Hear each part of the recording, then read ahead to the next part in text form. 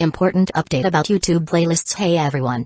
We've received many messages asking why our YouTube playlists aren't showing up. Do we create YouTube playlists? Yes, we absolutely do. So why can't you see them? Honestly, we're not sure. We've been in contact with YouTube support for several months now, but we still haven't received a clear answer or solution. After much discussion, our team has decided to take matters into our own hands. We believe the issue might be related to the number of playlists we've created on a single channel, possibly too many. Our solution? We're launching 2 additional YouTube channels, giving us a total of 3. This way, we can organize our audiobooks better and avoid the playlist visibility issue in the future. This change only affects our YouTube audience. If you're a patron supporter, you can still access all our audiobooks by visiting the collection menu on Patreon. Thanks so much for your time and continued support. Happy listening. Selecting an ideal ambush location on the council's escort route was child's play. With Azuma's well-placed spell, the council's elite squad lost their magical power instantly. Combined with Caprico's human subordination magic, rescuing their captured comrades was as effortless as plucking fruit from a tree. To avoid raising unnecessary alarm or provoking a larger response, they had swiftly rescued their members without harming any of the council soldiers. Our primary objective, Hades stated quietly, his tone thoughtful, was simply to avoid further leaks of information. It would be inconvenient if people learned that the leader of my 7 kin of purgatory is actually named Alter. He sighed gently, tapping his finger on the table. I've told that girl countless times to use a code name or disguise herself when she goes undercover, but she's too stubborn. Caprico lowered his head respectfully.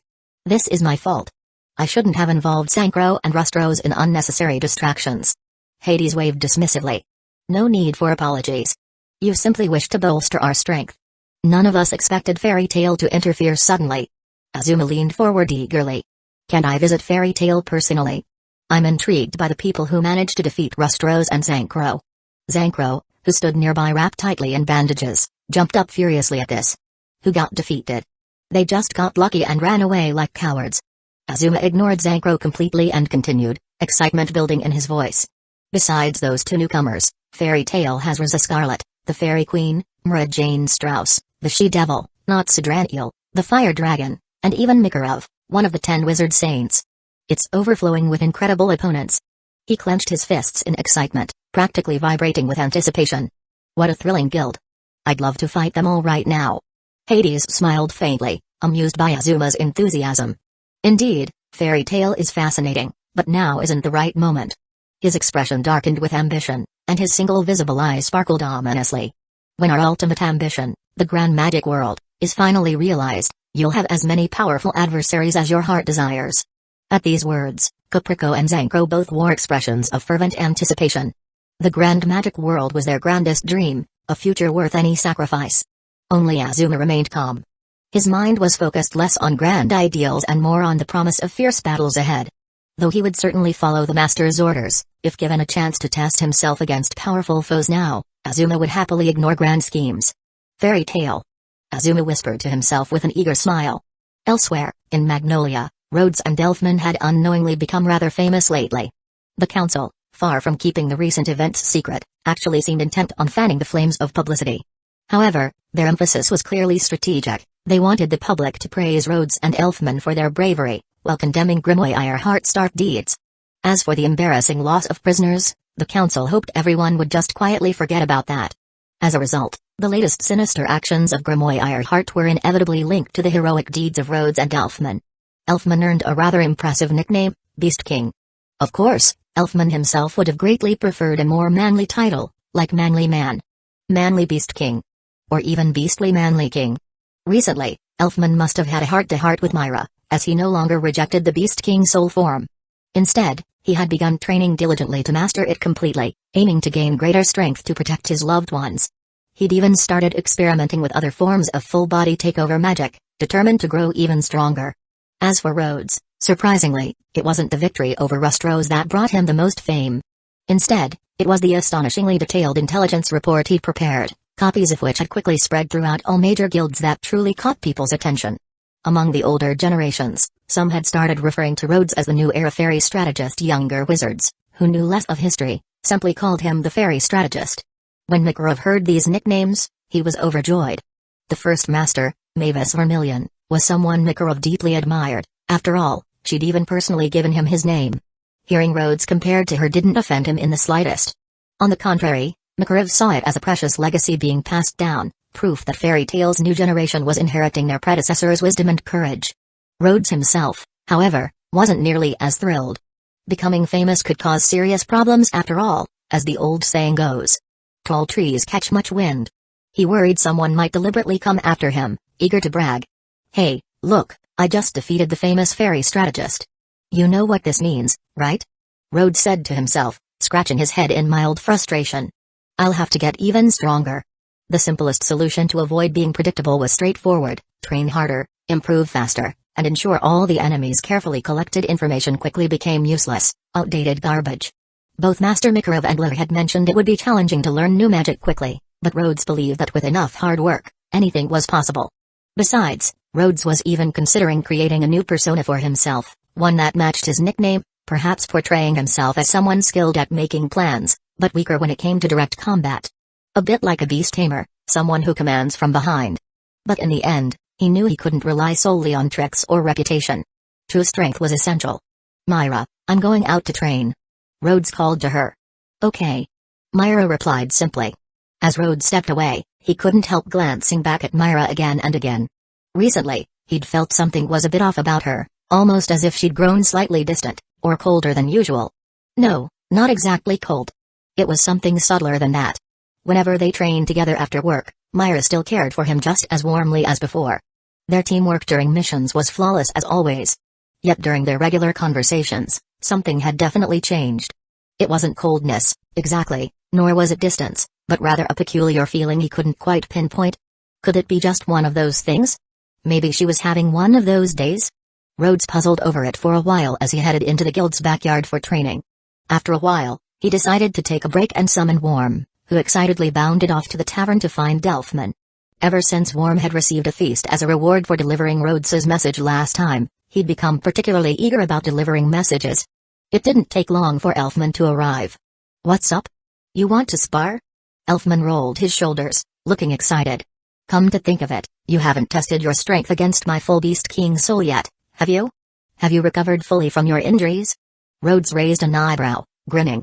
I was just thinking I'd love a proper match. Of course. I'm back to peak condition. Manly condition. Elfman flexed proudly. Actually, I'm planning to take on a new mission tomorrow. How about you? I think I'll rest for a few more days. Rhodes admitted thoughtfully. After that last intense, near-death battle, he'd gained a lot of experience. It was a perfect chance to reflect, consolidate his growth, and think through his strengths and weaknesses carefully. Especially the new skill he'd discovered, summoning creatures without using his hands. He wanted to stabilize and fully master this before attempting something more advanced.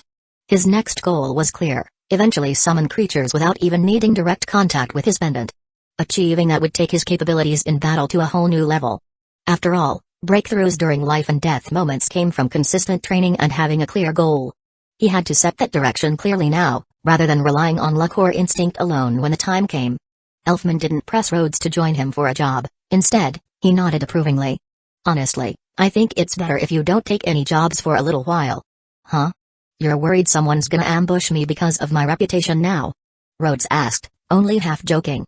Elfman tilted his head, confused. Ambush you? What are you talking about? Clearly, their thoughts were on entirely different wavelengths. Rhodes stared blankly, scratching his head. If that's not it, then why don't you think I should go on any missions? No, nothing. Elfman replied, his tone unusually soft. I just think you were hurt pretty badly. You should rest more. That didn't sit right with Rhodes. He narrowed his eyes, watching Elfman carefully. Something was definitely off. Elfman wasn't meeting his gaze, his eyes flicked to the side, avoiding direct contact. That wasn't like him at all. Men shouldn't lie, Elfman. So. Why? Chapter 257, Soul of Satan. Elfman couldn't meet Rhodes's gaze. He scratched his cheek, a little sheepish. Actually, Sis thinks you've been pushing yourself too hard lately. She hopes you'll take a few more days off. Really? Rhodes raised an eyebrow. Is Myra feeling unwell or something? Could it be lingering after effects from that crazy magic car sprint she pulled? No way. She's more energetic than me lately. Honestly, Sis is a man. Elfman declared with full sincerity. Rhodes blinked. Does your sister know you call her that every day? He figured Elfman had either never been smacked for it, Or had forgotten the pain. Then. Anything unusual happen recently? Rhodes asked. Elfman tilted his head. Nope, nothing strange. Why? Rhodes leaned forward a bit. Don't you think Myra's been acting a little different? Elfman considered it seriously. Nah. Same as always. Maybe I'm just imagining it. Rhodes muttered, unconvinced. He made up his mind to ask Myra directly later. If you're not gonna spar, I'm heading back in. Elfman said, already retreating toward the guild hall. The moment he opened the door, Myra was standing right there with a gentle smile, waving him over. Such a kind and graceful sister, surely even if she did get mad, it couldn't be that bad, right? But Elfman, being the dependable younger brother he was, didn't want to risk upsetting her. So he obediently walked over. Myra, still smiling, asked casually. So? What did he ask you about? He said you've been acting strange lately and wanted to know if I noticed anything. Elfman reported honestly. Strange? Myra blinked, touching her cheek. She couldn't think of anything she'd done differently. Nope. Elfman shrugged. Everyone thinks you've been normal. Then he squinted a bit. Unless. Is he staring at you a lot lately? Of course not. Myra quickly denied it, but a faint blush crept onto her face. We're always professional when we work together. Still. She did have a hunch he had been glancing her way when he thought she wouldn't notice. How did she know? She just knew. In truth, Myra's emotions lately had been a tangled mix of anxiety and quiet happiness. Out of everyone in the guild, he's the only one who noticed something was off. Elfman tilted his head. Now he was the one finding his sister strange. Wait, sis. You haven't told Rhodes about that, have you? He asked carefully. Myra looked troubled. Not yet. I haven't figured out how. Elfman frowned. It's just magic, right? I don't think he'd care. I know. But still. Myra hesitated. What if he hates demons? What if he thinks I'm frightening? What if he starts avoiding me? All those what-ifs haunted her. Elfman sighed and crossed his arms. Look, even if you don't say anything, he's gonna figure it out eventually. He's the fairy strategist of the new era, remember? You sure picked someone complicated to like. Myra glared at him. Troublesome. If you don't like the fairy strategist, then what? Beast King manly man? Manly Beast King? Seriously. She sighed. I really need to find my brother a girlfriend. Head home early today. Alright. Gray, Loke? You two back already? Rhodes asked as he returned to the guild and saw them dropping off a mission form at the counter. Rhodes. Loke immediately ducked behind Gray. Gray, I've got a sudden stomachache, I'll leave this to you. And just like that, Loke bolted. Myra smiled warmly. Looks like Loke's fear of Rhodes syndrome is getting worse. Why is that even a thing? Rhodes muttered. What's up with him this time? Gray rubbed the back of his neck. We heard some people calling you the fairy strategist while we were out. After that, Loke got even more freaked out. Did he borrow money from me and forget to pay it back? Or maybe he's hiding some terrible secret. Wait. Rhodes paused, then leaned closer to Myra. Did Loke ever try to hit on you? Myra tapped her chin thoughtfully. And if he did? Well. Rhodes said seriously. There's the lake behind the guild, the canal in town, or the sea over in Harjan. Which one do you think is better for dumping him? Gray stared, stunned. Whoa, that's a little extreme, don't you think? There's no need to overthink it. Myra nodded with a calm smile. Why not just split him into 3 and use all 3 locations? Gray was in disbelief. You two are terrifying, do you even hear yourselves? Good point. Rhodes said, nodding. I'll just hit him with a club. Hey. Guys. Gray looked like he wanted to run after Loke himself. Alright, jokes aside. Rhodes said, waving his hand. Let's talk about your mission. Wasn't it supposed to be a 2-day job? How'd it turn into a whole week? Gray sighed. The client said our impact was too good. They extended our stay and basically kicked the original model out. Rhodes blinked. Wait, what? You two did too well? Myra chuckled. It's true. The client sent over bonus pay and a formal extension request, along with some customer complaints. Rhodes glanced over the paperwork and shook his head in disbelief. The shop was supposed to specialize in men's fashion, but after Gray got there, he had a bad habit of stripping off anything he wore within minutes. Loke would rush in to hand him a new outfit, only for Gray to take that off too. As a result, word quickly spread through town that 2 ridiculously handsome guys were modeling fashion in the middle of a shop. That, of course, led to a flood of female customers, and their reluctant boyfriends being dragged along for the ride. Gray found the attention exhausting, but Loke thrived in it. This was his element. Eventually, the men's clothing store pivoted entirely, investing in racks of women's apparel to keep up with the new demand. And while they were at it, Loke was busy collecting phone numbers alongside their sales figures, many of which came from girls who hadn't exactly arrived alone. In the end, the store turned a massive profit, showered the two of them with praise, and sent their thanks to the guild. As for the complaints, well, those were unsurprisingly self-explanatory. Rhodes gave the Grey a thumbs up. "You're incredible. You actually changed their whole business model." Myra giggled. "Isn't that a good thing?" Grey scratched his head. "I'm not even sure anymore. The client was happy, so I guess it worked out." He conveniently ignored the complaints. That was Loke's problem now. Let the master chew him out. With things in the guild calming down for the day, Rhodes found himself sitting off to the side, watching Myra work. Feeling awkward just sitting there, he picked up a magazine to pretend like he was reading. He peeked again. Yep, she was still as beautiful as ever. "Myra," Rhodes finally said, trying to sound casual. But she cut him off with a smile, without looking up. "If you've got time, can you help sort the monthly accounts? I've got something I want to show you later." "Sure." Was he that obvious? He hoped his face wasn't as red as it felt. Still, her words only made him more curious. After closing time, everyone went their separate ways. Elfman stopped by briefly to say he had something to take care of, so training was off for the night. That left only Rhodes and Myra.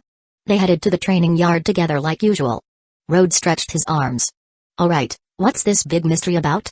Myra clasped her right arm and looked him in the eyes. "It's me." "What?" "The thing I want to show you. It's a part of me I haven't shared." She raised her arm. With a soft flash of light, her pale skin shifted, morphing into a demonic claw, dark and sharp, adorned with glowing purple crystal-like veins that pulsed with raw magic. She turned her head slightly, unable to meet his gaze. Myra, once fearless as a demon of fairy tale, now hesitated. She was afraid, not afraid of what he might see. Afraid he'd flinch. Be disgusted. Afraid he'd. She had dreamed of this moment for so long, when her power returned, when she could once again protect those she loved. But now that it had finally happened, she found herself scared of showing it to him. If Elfman hadn't reminded her, she probably would have kept hiding it. "If I keep this to myself, and he finds out later, he might think I didn't trust him. He'd be hurt." And that scared her even more. So she chose to show him this side of herself that she feared was monstrous. "You can use takeover magic?" The voice that met her ears wasn't harsh. It wasn't fearful. It was just surprise. Chapter 258. Like Rhodes had been wondering if Myra had planned a small surprise for him, maybe a gift or something sweet. He never imagined this would be the surprise. Back when he first decided to help Myra recover from her trauma, he'd always believed two things had to be resolved. The first was Elfman's emotional state. The second was Myra's own will. If Elfman never forgave himself, then Myra could never truly move on either. But if he did, if he could find peace, then Myra would be free to face her own past. That's why Rhodes had spent so long choosing missions that involved siblings or family bonds. Teaming up with Elfman whenever he could. He hoped the shared experiences would remind Elfman that Lysana had never blamed him. That protecting others wasn't a sin. Little by little, it had helped. And Myra had understood what he was doing. She had quietly supported him all along. That had meant everything to Rhodes, because if Myra's heart was open, then all that was left was time. He hadn't expected things to move so fast, but something must have changed after the siblings visited Lysana's grave together. Still, he never thought Myra would show him this so suddenly. Ugly? What was ugly about this? Is it ugly like Grump takeover? When Myra revealed her takeover transformation, Rhodes was stunned, not with fear, but with sheer joy. And that reaction was what finally gave Myra the courage to look up. What she saw in Rhodes' face wasn't fear or revulsion, just pure, unfiltered light. A joy so genuine it made all the years of guilt, the scars, the nightmares, fade a little. You don't find it scary?" Myra asked, her voice trembling. "I look like a totally different person like this." Rhodes instantly understood what she meant. He remembered when he first tried learning takeover. Myra had reacted similarly. The trauma from her childhood still lingered, even if she never talked about it. So Rhodes raised his left arm, transforming it into various monster forms, a rock-hard hand, a clawed beast's limb, a frog's webbed fingers, and finally a massive crab claw. "No matter what the outside looks like, you're still you, and I'm still me," he said with a soft smile. "You've always been the one I like, Myra. That hasn't changed." He held up his paw-like wolf hand and grinned sheepishly. "If you're worried I'd be scared of you. How about this? Try pressing the paw pad. If I run away, I'll lose. Tears welled up in Myra's eyes, glimmering with the same crystalline light that once made her look terrifying, but now only made her look beautiful.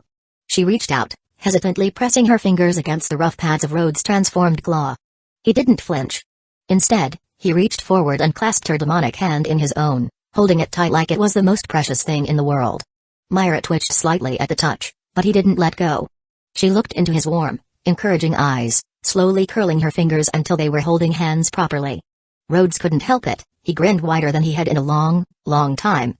Then he took a step forward and wrapped Myra in a hug with his free arm, still keeping her transformed hand firmly in his own. Her cheek pressed softly against his chest, and her hand rested gently on his shoulder. The position was awkward, their postures mismatched, but Rhodes didn't care. He nuzzled his cheek into Myra's hair and whispered softly into her ear. "If you're afraid I only liked the you from before, then I'll start falling for who you are now." As Rhodes' wolf claws reverted to their normal form, he gave Myra's demonic hand a gentle squeeze. "Anyway, I've caught you now, there's no running away." "Yeah," Myra replied quietly. Her right hand shimmered with light, slowly returning to its human form. With no magical transformations between them now, they were truly holding hands, flesh and warmth, heart to heart. As if in perfect sync, their fingers gently explored, then laced together, locking tight. Today's physical training session? Delayed. But in its place, something far more important grew stronger, a shared resolve to protect each other. And that bond someday, it would become a strength greater than magic. Rhodes didn't know how long they stood there, holding each other in silence. Eventually, Myra gave him a little push on the chest, and he finally let her go, albeit reluctantly. She stepped back with her hands clasped behind her back, her expression playful. "Remember what you just said?" "Of course." Rhodes nodded, watching her carefully. "Wait. Are you about to show me the full form of Satan's soul? This time, it might actually scare you," Myra said with a half smile, half worry. "And it's not just about the looks. If I get scared..." Rhodes blinked. "Then you decide what to do with me. That's what you said." Myra grinned, stepping back further. Her playful look faded as she drew in a deep breath and straightened up, her expression becoming focused and serious. A surge of magic flared around her. The air itself seemed to tremble as power radiated from Myra's body. Her skirt and hair whipped in the sudden wind, and even Rhodes instinctively took a step back. "This is..." he whispered, stunned. He had expected something impressive, but not this. The sheer pressure in the air made his heart race. Then, in a blinding flash of light, the transformation was complete. Myra's long white hair stood up like a flame, wild and untamed, as if it were alive. A black line traced across her forehead and down the right side of her face, slicing over her eye and down her cheek to her chin. Her lips were blood red, matching the dangerous aura she now exuded. The red dress she usually wore had changed into a daring, dark outfit, edged in obsidian black and crimson. 2 large demon wings stretched from her back, and a sleek black tail curled behind her. But even more startling than her appearance was the shift in her presence. The gentle beauty who had been smiling sweetly just moments ago had vanished, replaced by someone else entirely. Rhodes wasn't even sure whether she moved her feet or simply vanished and reappeared, but in the blink of an eye, Myra was hovering right in front of him, elevated just slightly above, suspended in the air with her wings spread wide. She looked down on him, eyes cold and expression unreadable. The sheer force of the magic pressure made Rhodes' breath catch. For a heartbeat, he couldn't believe this was the same Myra. And then her fingers gently pinched his chin, lifting his gaze toward her. Her face, so close now, was breathtaking in a completely different way. Fierce, commanding, untouchable. Rhodes felt his pulse quicken. There was even a tiny part of him that hoped she'd be a little bolder. But instead of any unexpected kisses or teasing, Myra's voice dropped, cool and imperious. "You were scared just now, weren't you?" Still holding her hand, Rhodes sighed, giving in with a sheepish grin. "Yeah, you got me." That sudden spike in magic power was a lot to handle, and the whole chin grab thing? Way too bold. "I wasn't ready." Myra chuckled as she landed gracefully on the ground, allowing him to keep her hand in his. Her confident smile bloomed, proud and playful. "Humphrey. Then be prepared to receive your punishment later." That look of satisfaction, having shown her power, having surprised him, it clearly made her day. She'd always been the strong one, but now she reminded them both, she could protect him too. Okay, Rhodes muttered, laughing under his breath. What kind of punishment are we talking about? He had hoped that after Myra's recovery, life would slow down a bit. Maybe even squeeze in some guilt-free snacks. But now all he could think about was that chin-grabbing moment. If he didn't step up his game, Myra was going to completely outpace him in every way, and not just magically. This wouldn't do. Chapter 259, Heavy Lifting. The weight of love. Rhodes accepted Myra's so-called punishment, carrying her home on his back. It didn't feel much like a punishment at all. Myra rested her arms gently around his neck while Rhodes supported her knees. The position was simple and classic. But for two people who had just taken an emotional leap together, it was incredibly intimate. Their bodies were close. Rhodes could feel Myra's soft figure leaning into him. Especially when she shifted slightly and he had to adjust her again, the awareness of her presence was entirely different from when she simply leaned on him or gave him a hug. That was how new love felt. Even the smallest touch could send your heart racing and make you blush, and you found yourself hoping for more. After a while, Myra seemed to realize it too. Her face turned a light shade of red. To keep from sliding further, she clung tighter to him. Her arms closed more snugly around his neck, and her breath tickled his ear. "Am I too heavy?" she asked shyly. It was a classic question. Girls always asked it at the strangest times. Rhodes replied with a mock-serious tone. "Yeah, a little. Feels like at least 30 kilos. The first half made Myra want to swat him, but the second half made her giggle. "That's too light. Stop joking. Then what's your actual weight?" 4. "That's a secret." He smirked. "I can guess anyway. Once you went shopping for clothes together, you learned the important measurements." Weight was just another number. Thanks to all his physical training, carrying her like this was easy. Actually, he thought it might be fun if Myra, with her strength and speed, carried him sometime. "Are you thinking something weird again?" Myra asked, suspicious. Rhodes answered smoothly. "We're already at the point where I can carry you through town. Why would I need any weird ideas?" "Oh? So you used to have weird ideas?" she teased. "Like that time you handed me the key?" "That was a brilliant idea," he said with a grin. "Hey. Starting tomorrow, you're in trouble." "What do you mean?" "I'm turning up the difficulty on your training." "You're not going to use Satan's soul, are you?" "Correct." Rhodes sighed. "All right." He usually didn't want to spar with Myra, but if she needed this to get stronger again, he was all in. It was training, not a fight. Myra leaned her cheek against his shoulder and whispered. "If you manage to beat me, there's a reward." Rhodes lit up. "Then I'm winning for sure." It wouldn't be easy. But it was worth it. If he wanted to reach S-Class, there was no better partner to test himself against. When they reached Myra's door, Rhodes hesitated. He didn't really want to let go just yet. He stood still until Myra gave his shoulder a playful tap, prompting him to finally lower her to the ground. It seemed Myra didn't want him to come inside. Rhodes sighed and gave her a small wave. "See you tomorrow?" "See you tomorrow." Myra opened the door, then paused to glance back, only to find Rhodes still standing there, watching her quietly. In the next instant, she turned around and ran straight back, throwing her arms around him as if jumping into his chest. She hugged him tightly, burying her face in his chest. "It's wonderful," she whispered. Her voice was so soft and muffled that Rhodes couldn't hear her clearly. "What did you say?" Myra looked up at him with a bright smile that melted his heart. "I said, it's wonderful that I met you."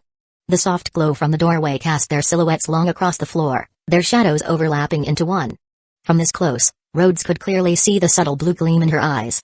It reminded him of blooming butterfly lilies under the moonlight, delicate, luminous, and beautiful. He gazed at her in awe. "I feel the same. Meeting you is the best thing that's happened to me." Their eyes locked in silence, and both of their breathing grew shallow, heavy with emotion. Myra was the first to flinch under the weight of the moment. She quickly looked away and gave his chest a gentle push. "You should go now." But Rhodes didn't step back. A bold idea had already crept into his heart, though he could tell Myra wasn't quite ready to accept it just yet. Still, ending the night like this felt too ordinary, too boring for such a magical moment. He suddenly remembered something. "You know, back when we went on that picnic. You still owe me." Myra tilted her head. "Owe you?" Rhodes nodded seriously. "You promised to bonk me on the head, remember?" Myra giggled, covering her forehead with a finger and pouting. "You're really going to bring that up now? Isn't that a bit of a cheap shot?" Rhodes smiled. "Actually, I was thinking. Maybe we could change it into something else." Her heart skipped. "Change it to?" Of course, she already knew what he meant. Myra slowly lowered the hand that had been covering her forehead, her cheeks burning red. "Just the forehead.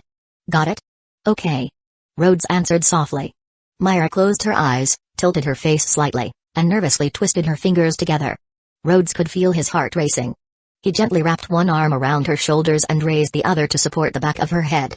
"Her hairstyle is really convenient for this kind of thing," he thought for half a second, then quickly pushed the silly idea out of his mind. Leaning down, he pressed his lips gently to her forehead. That night, Rhodes didn't sleep well, but not because of nightmares.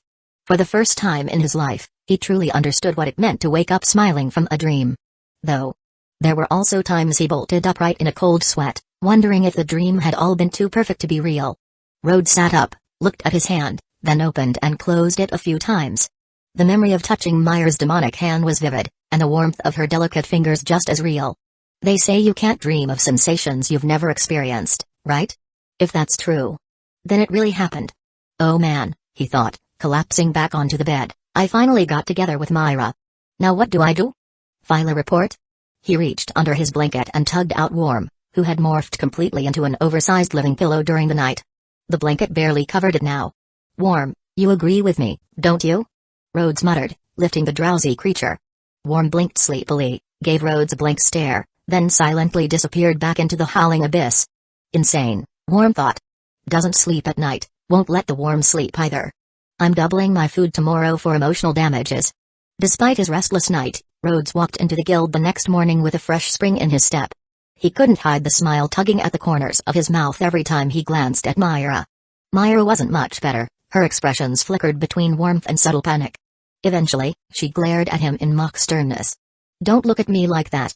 Go clean up the corner table first. I'll handle the front desk. Yes, ma'am. Rhodes saluted playfully. He had hoped they could work together today, but seeing her flustered expression was enough to convince him not to push it. They were more efficient splitting up anyway. Lockie, sweeping nearby, narrowed her eyes. Something happened between you two, didn't it? Normally, both Myra and Rhodes would deny it on reflex, playing innocent, dodging questions, acting like nothing had changed. But this time, neither of them said a word. Lockie's eyes widened. It actually happened? The guild hall was beginning to fill up, and her sudden shriek caught several ears. Rhodes gave a sheepish smile but stayed quiet. Myra waved her off with a gentle tone. Keep it down. We'll talk later, okay? Let's focus on work first. Lockie watched the two of them with wide eyes, her brain already spinning wild scenarios. Chapter 260, Strategist Secures S-Rank Girlfriend. By the time the morning cleanup wrapped up, the guild had filled with its usual chaotic energy. The weather had finally warmed up, and with summer just a month away, the whole guild seemed to have shed its winter sluggishness. Everyone was livelier than usual. Even Natsu, who had been Mia for what felt like forever, suddenly strutted through the front doors. Ah. He walked like a man who'd just gotten promoted by the fire gods themselves, grinning so wide you could almost see the flames flickering in his throat. Rhodes had also been in a great mood lately, but at least he wasn't radiating main character energy quite this hard. Natsu? Feels like it's been forever. Mikhail scratched his head. We thought you wandered off and joined a volcano cult again. If it weren't for Happy dropping by the guild every now and then, most would have assumed Natsu had taken a job on another continent. I was training. Natsu bellowed. Then he caught sight of Gray and zipped over, slamming his hands on the table. Gray. I did it. I ate the fire. Huh? Gray blinked. Don't you eat fire every day? No. Not just any fire. Natsu puffed out his chest. Black fire. Gray stared, gears slowly turning. Wait, like the God Slayer magic Rhodes mentioned? That's right. Ahahaha. Natsu laughed like he was already being awarded the Fire Gourmet of the Year. Of course, in his mind, Gray was supposed to be super jealous. But reality had other plans. Oh wow. So you really could handle that fire before, huh? Gray smirked. Guess someone finally realized other people's fire can be hotter. Who's the fire loser now? Natsu's hair practically sparked. He pressed his forehead to Gray's. You ice jerk. Gray stood and leaned right back into it. Wanna go, you flammable freak? Bring it. I'll show you the results of my training. You're not the only one who's been working hard. Ever since Rhodes posted those info sheets about the 7 kin of Purgatory, a good chunk of the guild had been quietly upping their game. That sense of danger had sparked a competitive flame. Credit went to Ritas. His illustrations of their magic were so vivid they looked like frames from a top-tier battle anime. In fact, when drawing Tower of Dinshur, Rhodes had even asked Ritas to include himself being trapped inside, looking dramatically helpless, clothes tattered and bruised from battle. Myra had been distressed just looking at the drawing. Who let Rhodes look this beat up? She'd muttered. Of course, the version sent to the council omitted his face, gotta maintain some dignity. But seeing even someone like Rhodes depicted so seriously pushed many in the guild to train harder. Even if half would give up in a week, those who kept going would become stronger. Gray was one of those people. Which meant he wasn't about to be outdone just because Natsu figured out how to eat fancy fire. The moment their argument escalated into full-blown brawling, a crowd formed instantly, cheering like it was fight night. Meanwhile, Rhodes silently slipped away toward the counter. He found himself wondering. Did Myra still need him to be her human shield in public now? Before he could dwell on it too long, Myra spotted him and, with perfect timing, pulled a huge bouquet of flowers out from behind the counter like it was a stage performance. It was a large bouquet of white roses, wrapped in white paper and tied into a bunch with a white ribbon. Myra walked out from behind the counter leisurely and handed the bouquet to Rhodes in front of his stunned expression. "For you." Rhodes held the bouquet with both hands, still dazed, accidentally grasping her hand as well. His mind went completely blank. "Why?" Myra seemed very pleased with his expression and smiled warmly. "Even though you probably already know, and you've expressed your feelings well. I haven't actually said it formally yet. The truth is." She took a deep breath, clearly steeling herself, and locked eyes with Rhodes. "I like you, Rhodes. Will you go out with me?" Squeak. Click. Clang. Clang. All kinds of strange clattering echoed through the guild, and then everything went completely silent. Even Natsu and Gray, who had been locked in a fiery forehead clash, froze mid-argument and turned their heads in unison to stare at the counter. Ursa, who was just about to aggressively break them up, stiffened like a rusty automaton. Her neck creaked as she turned her head slowly, jaw slack. Confession? Myra just confessed. Were they falling in love? Getting married next? Ursa's mind was racing.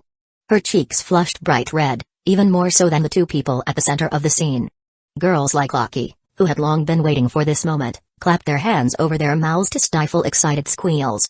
Although it wasn't quite the proposal they had imagined, considering Myra's old self, this felt totally on brand. Levi held both hands over her heart, blushing in admiration. Myra was so brave. Jet and Troy imagined themselves in a similar scene, only to chew nervously on their sleeves and glare at Rhodes with envy. Elzik snuck a glance at Biska, only to find her looking back. Both of them immediately looked away in embarrassment, peeking again as the moment unfolded. Biska clenched her fist. If Myra could be that bold, then maybe she could too. Elfman nearly shouted. "That's manly, sis." But realized if he did, he'd probably get his legs broken. So instead, he clenched his fists and trembled silently, his face red with emotion. Nab, Vegeta, and Max, who thought they understood Elfman's feelings, patted his shoulders sympathetically. Warren felt like he'd been struck by lightning. He turned around, considering a dramatic exit. Surprisingly, Loke didn't run away this time. He leaned against the guild's entrance with a smirk, arms crossed, silently cheering them on. Worm didn't bother watching anymore. A confession? Romance?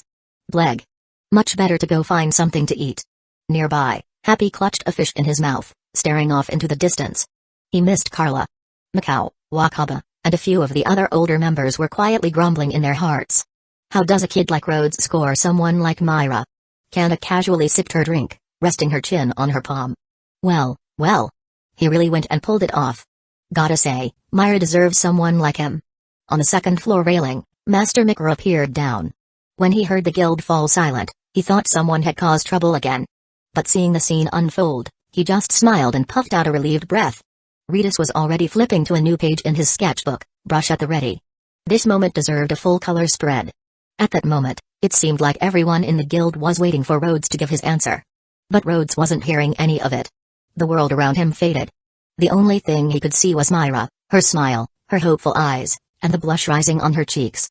He didn't care that the roles had flipped and she was the one doing the asking. Her words echoed in his heart louder than anything else ever had. Faced with Myra's genuine, heartfelt confession, he stepped forward and answered softly, but without hesitation, "Of course I'd love to." Myra's eyes lit up. She stepped into him and pressed her forehead gently against his chest. Rhodes shifted the bouquet to one hand and wrapped the other arm around her. And just like that, the guild exploded with noise. Cheers, screams, whoops, and loud whistles bounced off the walls like a party had just been announced. The couple jolted slightly from the sudden chorus. Myra flushed bright red, burying her face in Rhodes' chest and trying to hide behind the bouquet. Weren't Natsu and Gray just fighting? When did everyone start watching them? Rhodes wasn't sure what to do either. He just held her close, smiling goofily, completely overwhelmed by the support.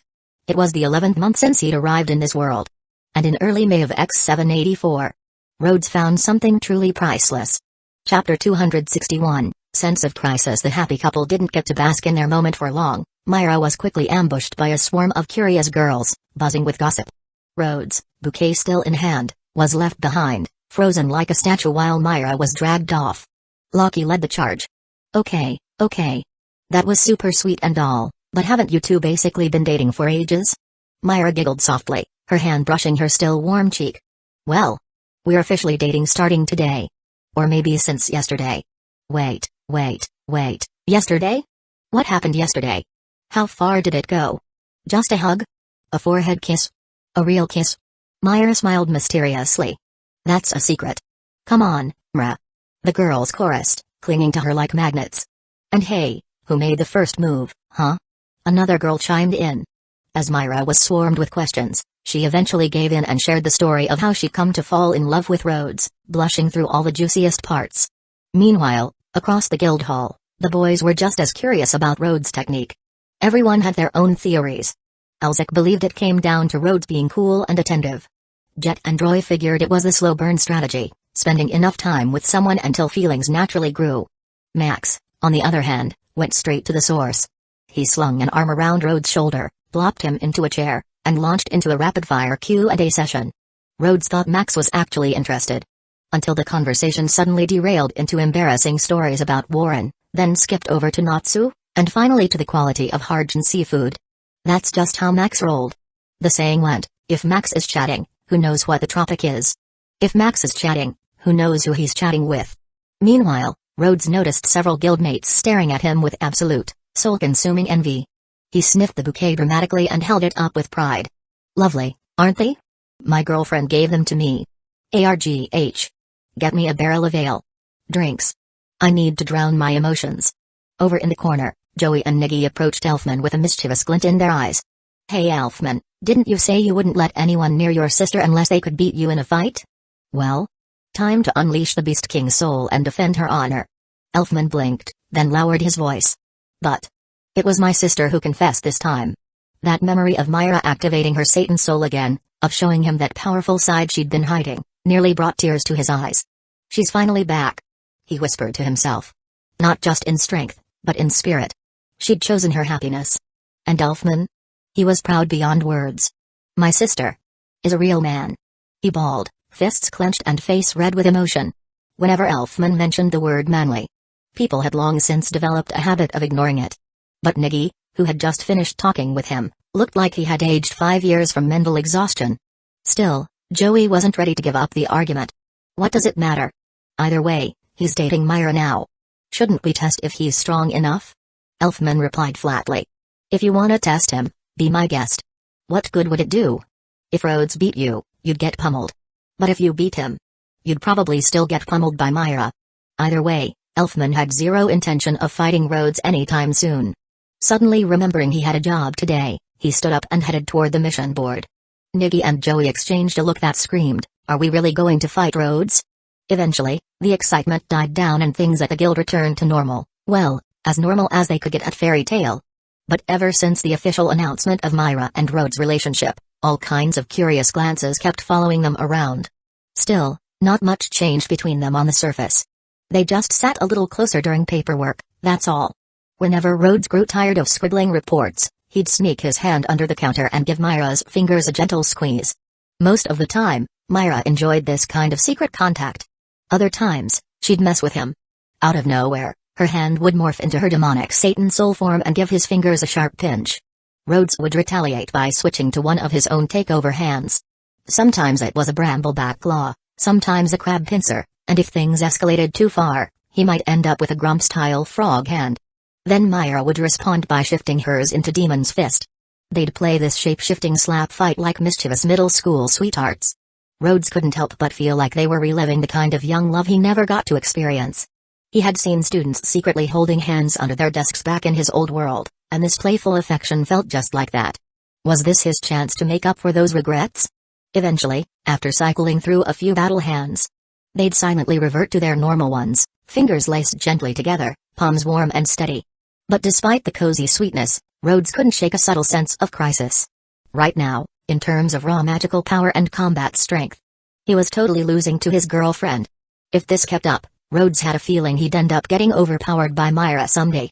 Sure, she was usually gentle, soft-spoken, and recently prone to shy glances and flustered smiles. But after today, he had a deeper realization: when Myra needed to be strong, she was strong. This was a dangerous precedent. The fairy strategist decided it was time to update his personal training regime. But first, he needed to get a better sense of Myra's current power level. He had one more reason to train harder now, although, admittedly, it was a bit of a strange one. "Sis, I'm taking this request," Elfman declared. "Let me see." Myra set down her pen and took the request form from him. "That far away? Are you going solo?" "Yep. It's a trial of manliness," Elfman said seriously, thinking this was a good way to sharpen his skills. "I'll be gone for a few days." "Don't worry." Rhodes leaned over and glanced at the job title. Then, with his left hand, he reached under the counter and pulled out several related documents to inspect more closely. "Map it," he said, placing the documents in front of Myra and gesturing with his chin. Myra narrowed her eyes at him. "Where's your other hand?" Rhodes met her gaze innocently. "You really don't know?" Their shoulders were practically touching, but Myra still drew the recommended route carefully, her pen moving along the lines Rhodes pointed out. "Burn this path into your memory," Rhodes said, voice calm but firm. "Keep your guard up when you're outside. And you've only just started using the Beast King soul, check your magic reserves before pulling it out." He rattled off a list of additional suggestions, then added, "Swing by the warehouse. Pick up another magic tome, just to be safe." Elfman paused, then nodded. It made sense. Being overprepared was never a bad thing. Before he left, Myra fussed over his collar and patted his shoulders. "Be careful, okay? Don't push yourself." "I got it." Elfman stepped out into the sunlight. The gentle spring breeze brushed past him, warm and refreshing. He touched the magic tome tucked under his arm and smiled. But then he thought back to all the concerned advice Rhodes had given him. And how his sister had straightened his outfit like a mother before a school trip. He hadn't thought much of it earlier, but now that he did. Was this still about being a younger brother? Or had he somehow become their child? Chapter 262, Rhodes vs. Myra. Logically speaking, when a couple finally confesses and gets together, what comes next is obvious: a date. Shopping, eating out, maybe catching a movie, and, who knows, sharing a few jokes along the way. In short, doing normal couple things to strengthen the bond. But Rhodes and Myra? They didn't do any of that. On the very same day they officially started dating, the two of them decided to spar. And not just a playful little scuffle in the guild yard, either. No, they went all the way out to the lakeside just in case they got too intense and accidentally destroyed part of the guild. This was the first time Rhodes had ever seriously fought Myra. Usually, it was him and Elfman trading blows while Myra watched from the sidelines, playing the dual role of coach and referee. Now, the coach had stepped onto the field. The referee was about to start throwing punches. And Rhodes wasn't quite sure how to feel about that. But to be perfectly honest, Myra, in her sports top, fitted shorts, sneakers, and her hair tied up in a high ponytail, looked really good. The problem was, she looked too good. Rhodes's eyes kept wandering where they shouldn't. Myra shot him a warning glance. "Focus. I won't be holding back." "Got it."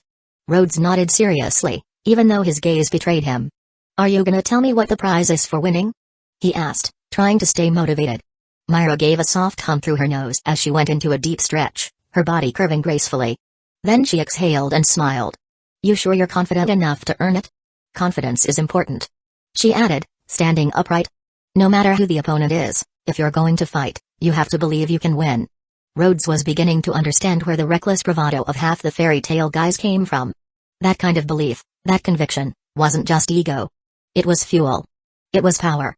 Still, Rhodes wasn't planning to throw himself blindly into things like Natsu or Elfman.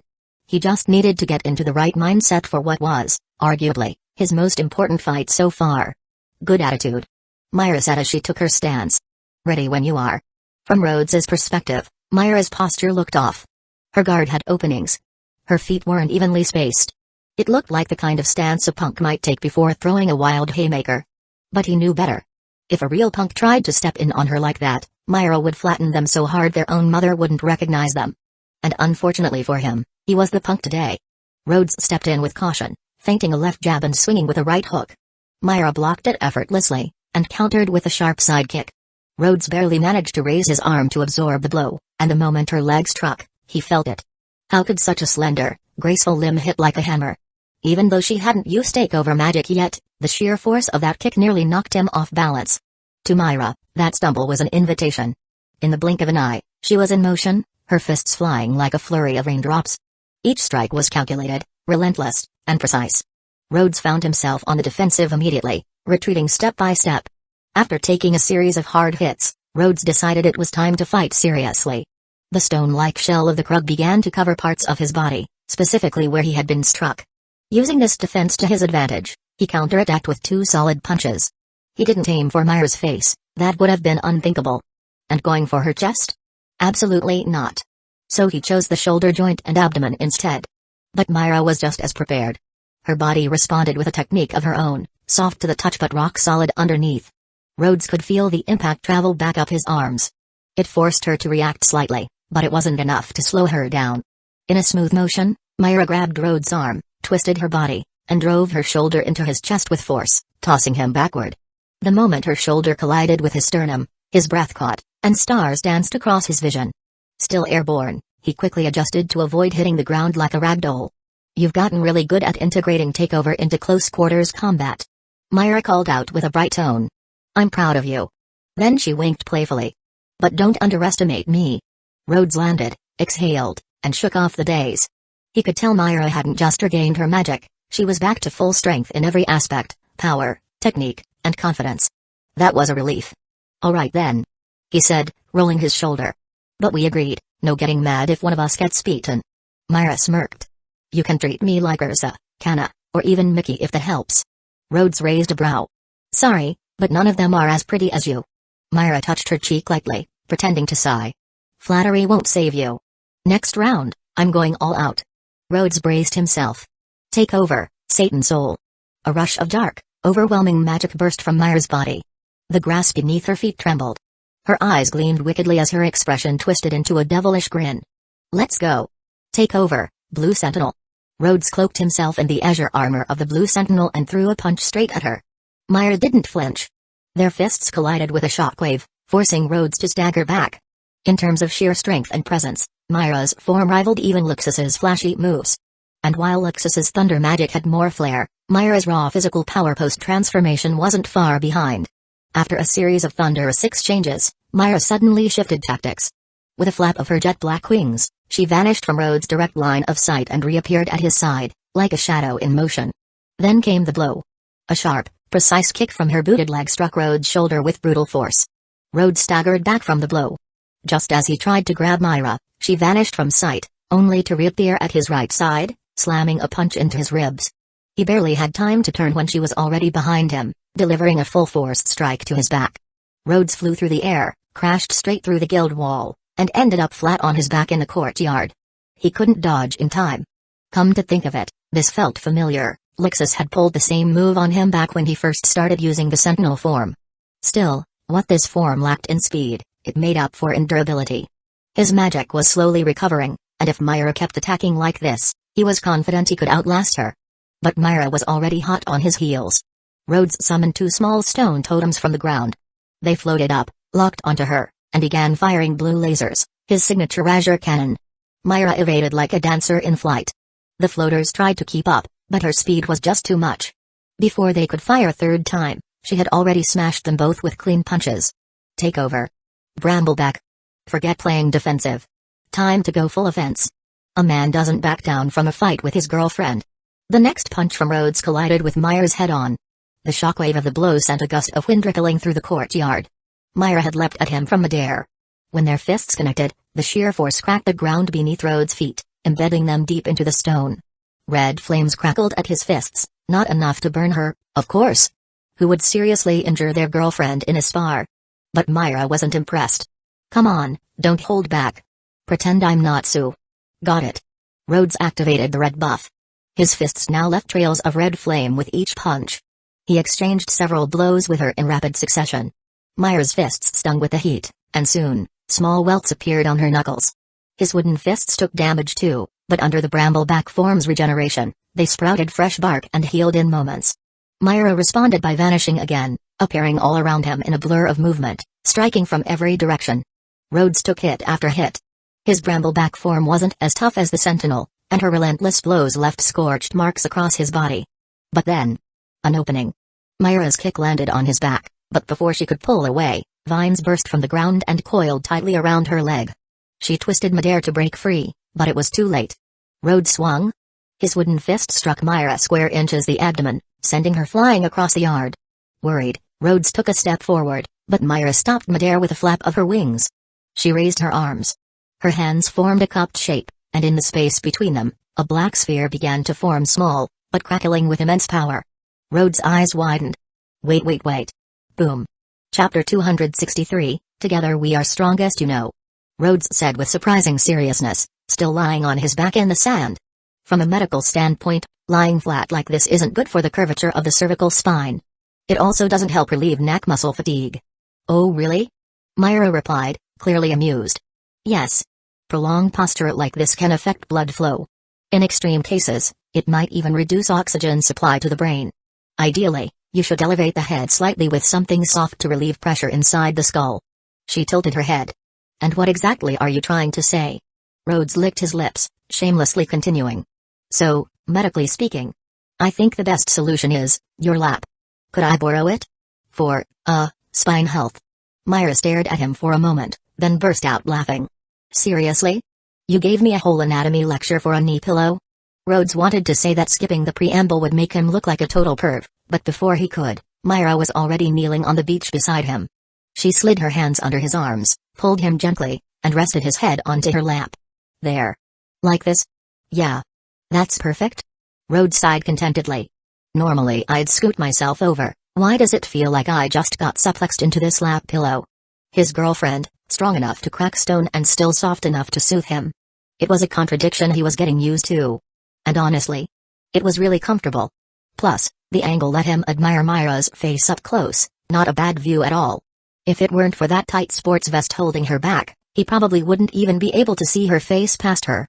Myra reached down and gently brushed his cheek with her fingers, her voice quiet with concern. Sorry. I shouldn't have used that spell. It's fine. Didn't really hurt me. Rhodes replied, taking her hand and flipping it over in his. Still, I probably shouldn't have used Red Buff either. Even though Myra had deliberately missed her target by a wide margin, her spell was so strong it launched Rhodes from the training yard straight into the lake. Thankfully, the soft sand cushioned the impact. It still hurt, but not in a broken ribs way. If she had hit him directly, he was pretty sure he'd be out cold.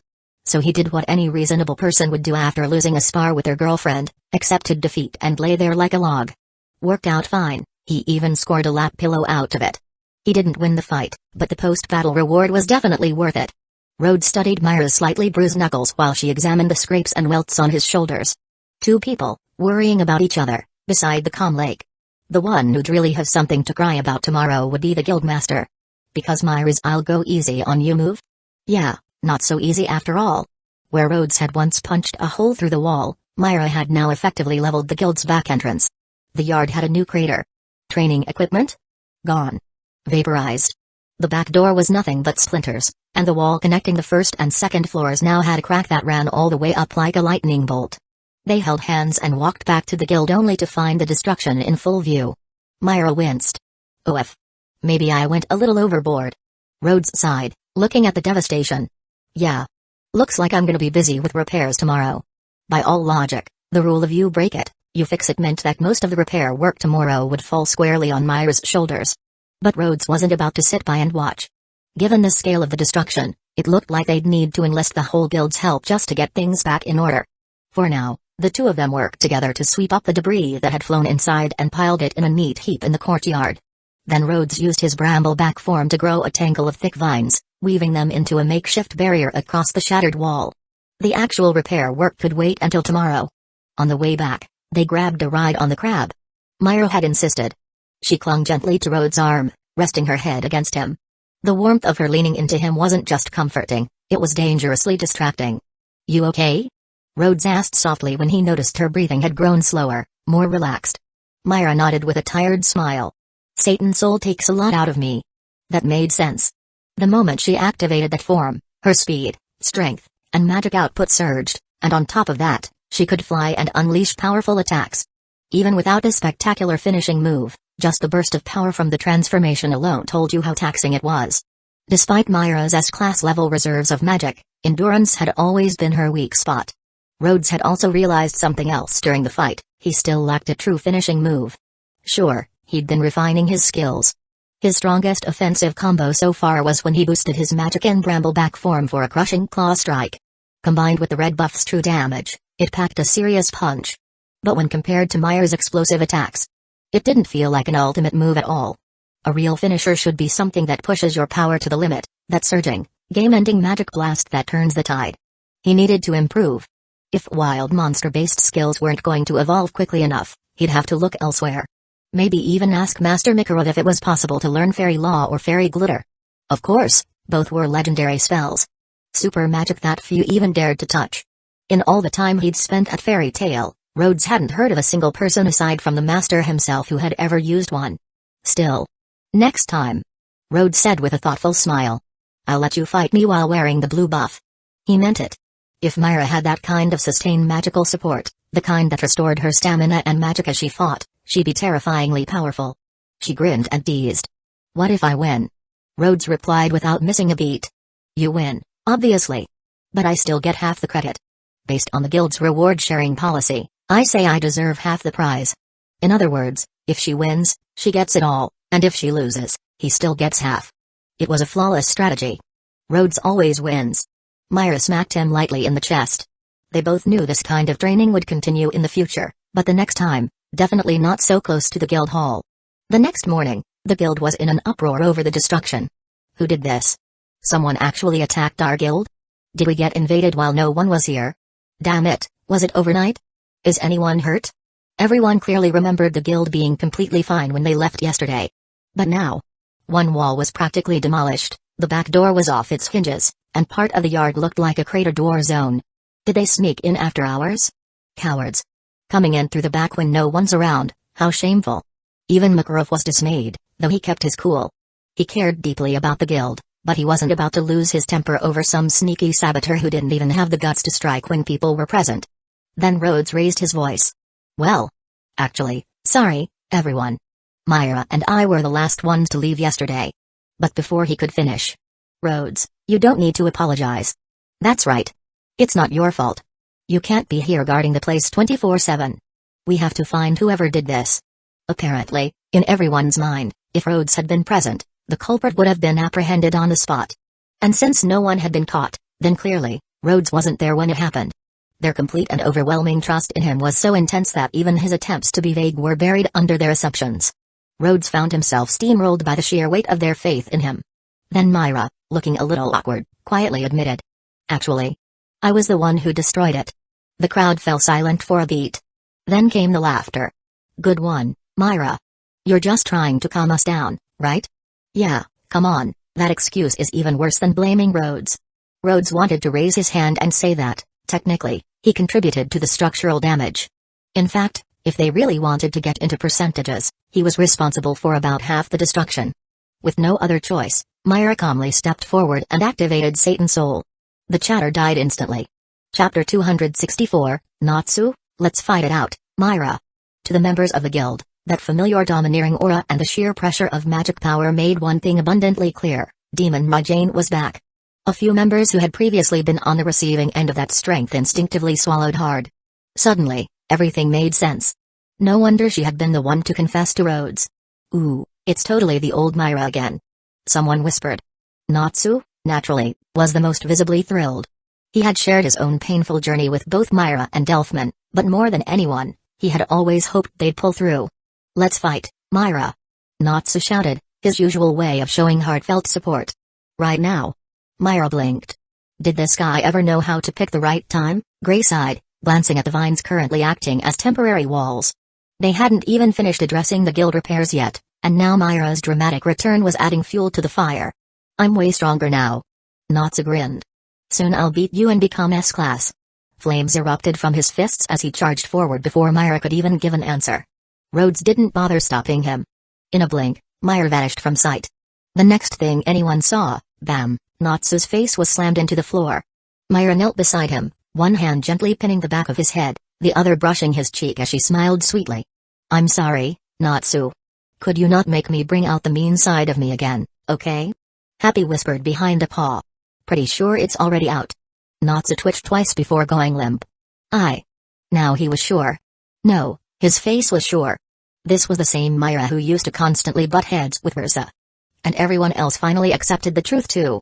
Like Ursa, Myra could take knots out with one blow. The demon was definitely back. Rhodes, meanwhile, was watching with a pensive look. It didn't add up. Natsu had been training hard for weeks, and he'd recently learned to absorb that special black fire. His strength should have spiked. But from what Rhodes just saw, Natsu was weaker than when they'd fought the Dark Guild together. Maybe his thoughtful expression gave people the wrong idea. Mikao and Wakaba quietly patted him on the shoulder like wise old men, exchanged sympathetic glances, and wandered off without a word. A few others suddenly felt less jealous of Rhodes. After all, if it was Mara Jane, maybe losing to her wasn't so bad. Myra returned to her usual self and skipped lightly back to Rhodes, her smile gentle, her tone soft as ever. Anyway, that's how it happened. My magic powers fully restored, and during a sparring match with Rhodes yesterday, I accidentally ruined part of the guild. I'm really sorry, Master. From the rubble, Natsu perked up after catching one particular phrase. Wait, did you say sparring with Rhodes? His mood instantly lifted. So he got beaten too? Ha ha ha. Rhodes glanced at him with an unreadable expression. Beaten? Sure. But I got a lap pillow afterward. You? You'll just have sore knees. I'm sorry, Master. Rhodes apologized alongside Myra. What? Why are you apologizing? This is great news. Makarov beamed. If it had been an outsider who destroyed the guild, then they'd have to investigate, identify the attacker, and take action. But if it was one of their own? Well, that was just part of being fairy tale. Most of the onlookers had already dispersed. After all, it wasn't the first time a guildmate blew a hole through a wall. It probably wouldn't be the last. Makarov cleared his throat and formally announced. In that case, I hereby declare, Mara Jane Strauss is officially reinstated as an S-class wizard. The guild erupted in cheers. Myra's popularity had never faded, and everyone was genuinely thrilled to have her return to her former strength. Suddenly, the guild felt stronger than ever. Guild Arts, Lixas, Ursa, Mara Jane, and Miss Togan, Fairy Tale now had 5 active S-class wizards. Add in Natsu, whose name had been spreading fast lately, and Gray, who remained on par with him. Then there was Rhodes, and Elfman too. Fairy Tale was looking fierce these days. Even more impressive, the majority of these powerhouses were young. Mikao and Wakaba, watching from the sidelines, couldn't help but get a little emotional. Feels like the new generation really grew up all of a sudden, said Mikao. Yeah. The future of the guild looks more exciting than ever, added Wakaba with a puff of his pipe. Meanwhile, 2 of those very futures were currently knee-deep in the rubble, repairing the guild. Rhodes, despite his many talents, was still a novice when it came to fixing the things he accidentally helped break. He hadn't wrecked the guild that many times yet, so he didn't have much hands-on experience.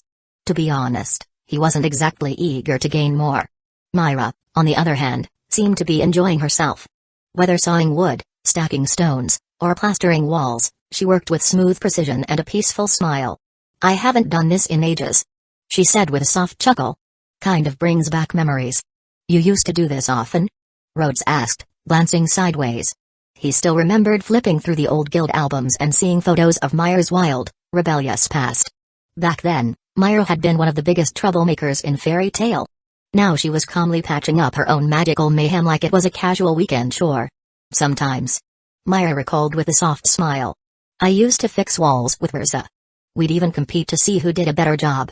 Of course, half the time we ended up fighting, and then had to repair it all over again. As she instinctively touched her cheek, she resembled a mischievous little kitten. Rhodes reached out to brush the dirt off her face, but since his hands were just as messy, each wipe only smeared her more. In the end, he gave up on wiping and just kept smudging her playfully, laughing all the while. You're impossible. Myra giggled and retaliated by swiping her muddy hand across his face. The 2 of them looked like a pair of children in a sandbox, suddenly locked in a ridiculous dirt war.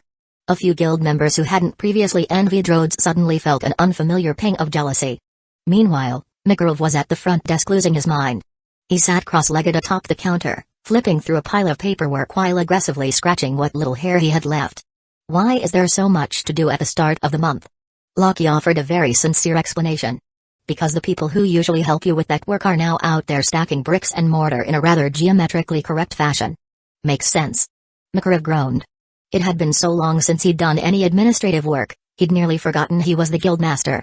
Outside of attending meetings and drafting monthly apology letters to the Magic Council, he had mostly been hands-off lately. Honestly, he'd rather help with the wall. Peeking through the gaping back door, he muttered. Are those two seriously still building that wall? Lucky, he said with a heavy sigh. Go help them with the woodwork.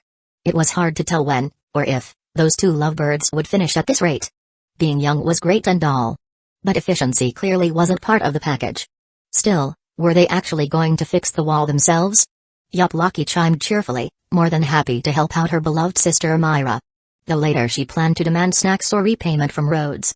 The guild courtyard was huge, and despite working through the day, Rhodes and Myra had only finished part of the reconstruction by the afternoon. That was when Micro finally stepped in. Alright, that's enough for today, he said, rolling up his sleeves. You two head back. I'll take care of the rest. But, Master. Rhodes started. Before he could finish his sentence, Micro had already shooed them off like a pair of loitering pigeons. Rhodes still didn't quite understand what was going through the old man's head. Why was he, of all people, fighting to do manual labor at his age? Chapter 265, Bael Rosa arrived at the guild a little later than usual. Not long after stepping through the doors, she made a beeline for the bulletin board and tore off a request sheet. Myra, Rhodes, this one. Alright, Myra took a glance at the sheet and handed it to Rhodes. Rhodes looked over the request with a raised eyebrow. This is a pretty basic job, and the reward's barely anything. You really want to take this? Rosa nodded, her expression as serious as if she'd just accepted a national-level mission. Yes. Because this task might lead me to the legendary top sweet strawberries. What strawberries? Top sweet strawberries. She repeated, with unwavering conviction. She actually said it a second time. That meant she was serious. Are they really that good? Rhodes asked, baffled. They're not just good. They're perfection. Rosa's eye was practically sparkling. I've already mastered the art of making the perfect whipped cream. If I can get my hands on those strawberries again, I can create the best strawberry cake in all of Fiore. Her passion was impressive. Rhodes was beginning to suspect she might rank strawberry cake above all else in life. Got it. Rhodes sighed, now understanding. Once Rosa had a goal, she'd follow it to the ends of the earth, even if it meant taking a job that paid next to nothing. The client really lucked out. Hiring an S-class wizard for less than 100,000 jewels? Bargain of the year. Oh, by the way. Rosa added. I heard Myra regained her S-class title? Myra smiled sweetly as she glanced at Rhodes, who was busy scribbling down notes. Yes, my magic is back in full. That's wonderful. Rosa looked genuinely happy. Want to spar after I return? It's been a while. Sure. Myra replied cheerfully. A good workout sounds nice. I've missed those days. Rosa said, her tone almost nostalgic. Alright, when I'm back, we'll set a time. As for the place. If you two are going to fight seriously. Rhodes cut in. Then definitely not near the guild. If anything else gets destroyed, the master might cry. He still felt a little guilty about yesterday's incident. The last thing he wanted was to be responsible for another round of reconstruction. Let's decide on the location when you return. Myra suggested. Sounds good. Rosa walked off, thoroughly satisfied. A mission that offered strawberries and a promised duel with Myra? Perfection. Myra watched her go, then smiled thoughtfully. It's funny. We can actually talk about fighting now without getting into an actual fight. I guess we've both matured. You've definitely changed a lot. Rhodes replied, naturally taking her hand in his. It was becoming a bit of a reflex. But it's less fun this way. Myra mused. Then an idea lit up in her eyes. Why don't we use the strawberries Rosa brings back as a wager? Winner takes the top sweet strawberries. But they're hers. You'd have to beat her just to steal her prize. Who's going to agree to that? Others might not. Myra said with a confident smile. But Rosa will. She knew her too well. I mean, just imagine her expression if I win and take the prize she worked so hard to get. Oh. So it wasn't really about the strawberries, it was about the priceless look on Rosa's face. Devil. Rhodes gave his honest opinion, but Myra didn't get mad at all. After all, she was a devil. But then, as if something had crossed her mind, she asked quietly. If my personality now were still like it was back then, would you still like me? Thinking about it logically, if Myra had kept her old attitude fierce, brash, always picking fights, then when Rhodes first woke up in this world, she might not have been the one to greet him. Maybe she wouldn't have been the one who cared for him so gently either. If all he'd seen of Myra was her clashing with Ursa, he might have mentally put her on a do not approach unless you want to die list. And if there hadn't been a chance to truly get to know her, he probably wouldn't have understood the softer sides of her personality, at least, not anytime soon. Still, this wasn't the kind of question that needed a logical answer. So instead of speaking, Rhodes wrapped his arms around Myra from behind. He rested his chin gently on her shoulder, lacing his fingers between hers. I think, even if you were the way you were back then, I'd still be drawn to you. Even a demon can melt a little at times like this. Really? Myra asked softly, like she didn't quite believe him. Really? Rhodes said without hesitation. If you don't believe me, how about you put on your old outfit and we find out? Myra tilted her head and gave him a playful bump with her shoulder. Nice try. So that's your angle, trying to talk me into changing clothes, huh? Ow. Rhodes winced. Your head's hard, you know that? He rubbed his chest and grinned, tossing the question back at her. Alright then, if you were still like before, would you still like me? Myra paused, then slowly slipped her hand from his grip and wrapped it gently around the back of his. I'd probably find you annoying at first, she admitted, smiling. But I think I'd still fall for you. It might just take longer. And the confession. Her lips curled up in a mischievous smirk. It'd be much more intense, huh? Rhodes chuckled, already imagining it. If it were the old Myra, she probably would have grabbed him by the collar and shouted, "Did you hear me? I said I like you.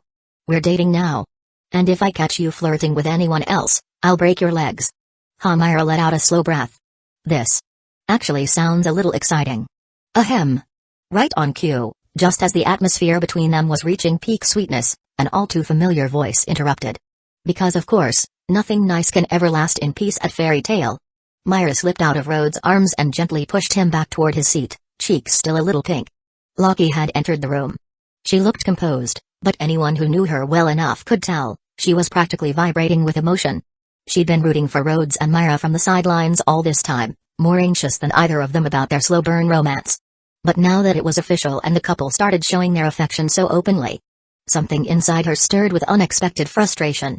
People are just funny like that. Rhodes raised an eyebrow and looked at her. You know, the infirmary's got cough syrup if you need help clearing your throat. Lockie didn't respond. She only stared at Rhodes for a long moment, then silently pointed to the newly repaired wall. Rhodes paused. He had a bad feeling about this. You ever heard of those old punishments where people got burned at the stake? He said slowly. It's that kind of. Lockie's eyes lit up. In the most terrifying way possible. Rhodes immediately regretted bringing it up. It had sounded cool in his head.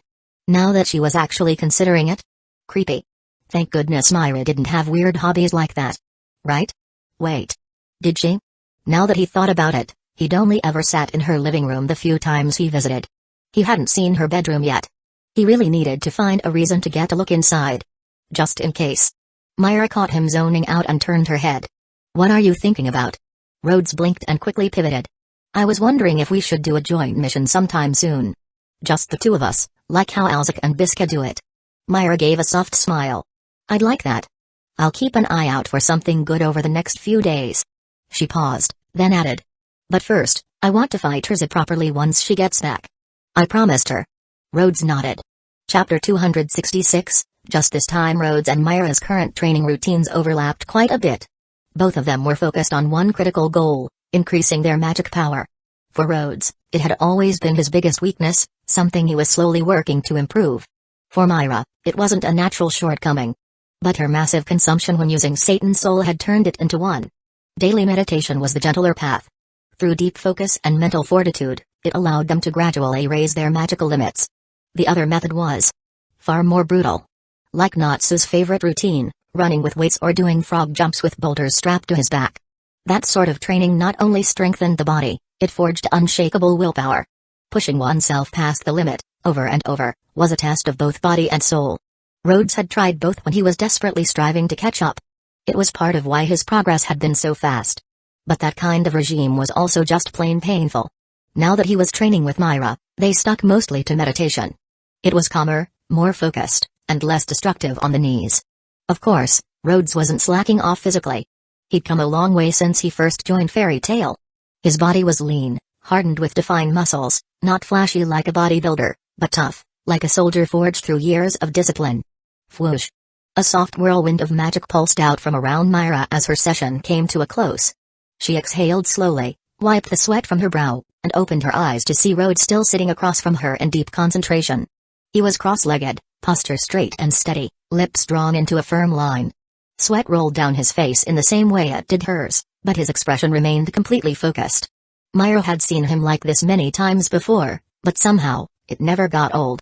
In fact, lately, She found it kind of captivating. It might have been the determination in his furrowed brow, or how seriously he always took things. She had the urge to reach out and smooth the crease between his eyebrows, but she didn't want to disturb him. So she settled for just watching quietly for now, resting beside him with a soft smile. Before long, a gentle swirl of magical wind rippled around Rhodes, just like it had earlier with Myra. He slowly opened his eyes, and immediately locked gazes with her. Myra jolted and looked away in a fluster. Rhodes' mind spun quickly. At that distance, with that look, could it be that? He shut his eyes again on instinct. Oh no. Something's off with my meditation. I'll need a bit more time. Stop pretending. Myra said suspiciously. You were definitely awake. No, really. Just pretend I never opened my eyes. Otherwise, I'll lie awake all night regretting it. What regrets? Myra's cheeks flushed pink. I wasn't going to do anything. Don't get any weird ideas. Got it. Rhodes let out a tiny sigh of disappointment and stretched his arms. They both needed a break anyway. He shuffled over to stand beside her. So? How are you feeling? Not bad. Actually, pretty great. Myra smiled, brushing her hair behind her ear. It feels more efficient than when I trained alone before. Like I'm finally catching up after a year's gap. Training beside Rhodes made everything feel easier. More natural. She didn't quite have the words to describe it, but it was warm, grounding. Just being next to him brought her peace. Without thinking, Myra reached out and took his hand.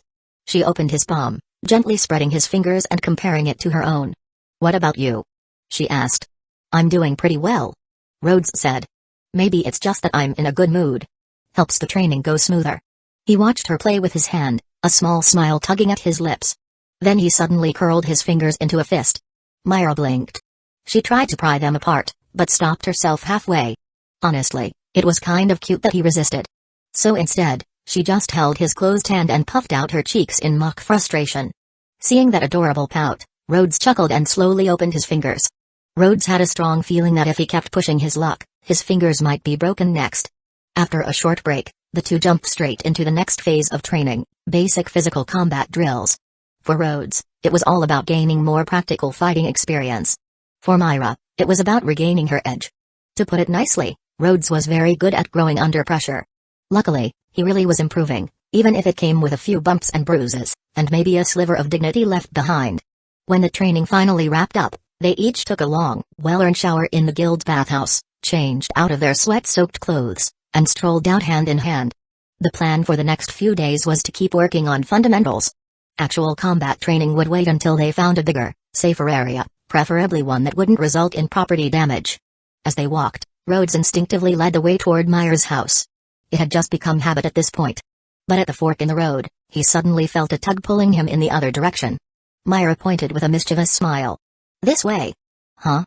I'm walking you home today, she said, her eyes glinting playfully. Rhodes blinked. Why?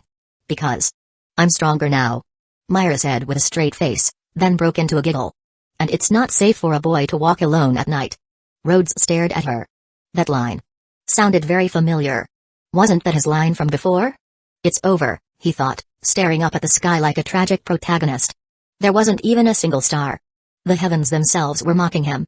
Just this once, he muttered. Myra beamed. Okay. And just like that, Myra escorted him, her arms looped around his as they walked, all the way to his doorstep. Once there, she finally let go and gave him a soft wave. Good night, good night. Rhodes lingered at the door, watching as she turned to leave. But Myra only took a few steps before spinning back around and walking up to him again. She placed one hand on his shoulder, looked into his eyes. And before he could say anything, she rose on her tiptoes and kissed him gently on the cheek. Then she turned and ran off. Rhodes stood at the door, completely stunned as he watched her back disappear into the night. Liar. You said you didn't want to do anything. Still, he couldn't stop smiling.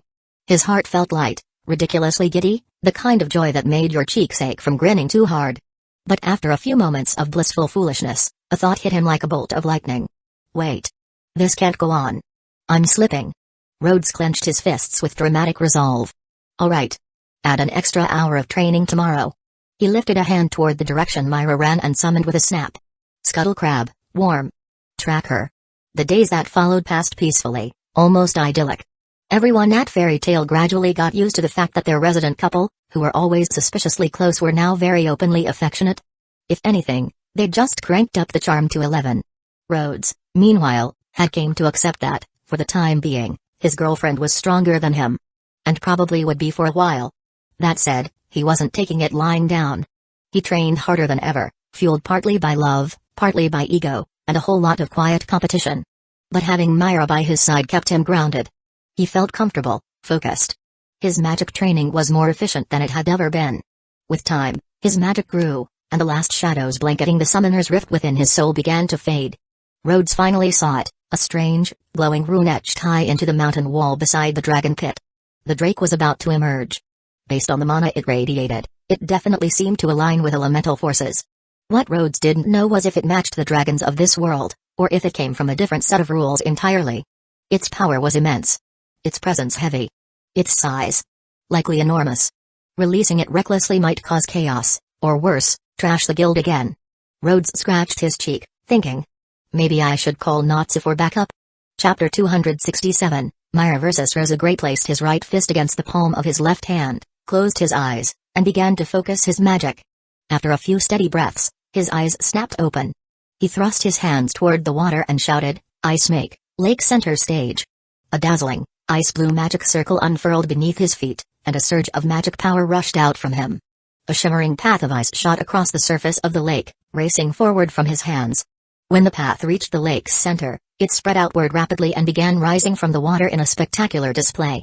Jagged shards wove together, freezing in midair, forming a wide, elevated stage of crystal-clear ice. The platform's center was frosted to ensure grip, and elegant guardrails curled up at the edges like sculpted vines. It sparkled under the sunlight, a masterpiece of ice-make magic. Ha! Gray let out a tired breath and plopped down on the shore. Constructing something that massive in one go had drained him. "It's done," he said, wiping sweat from his brow.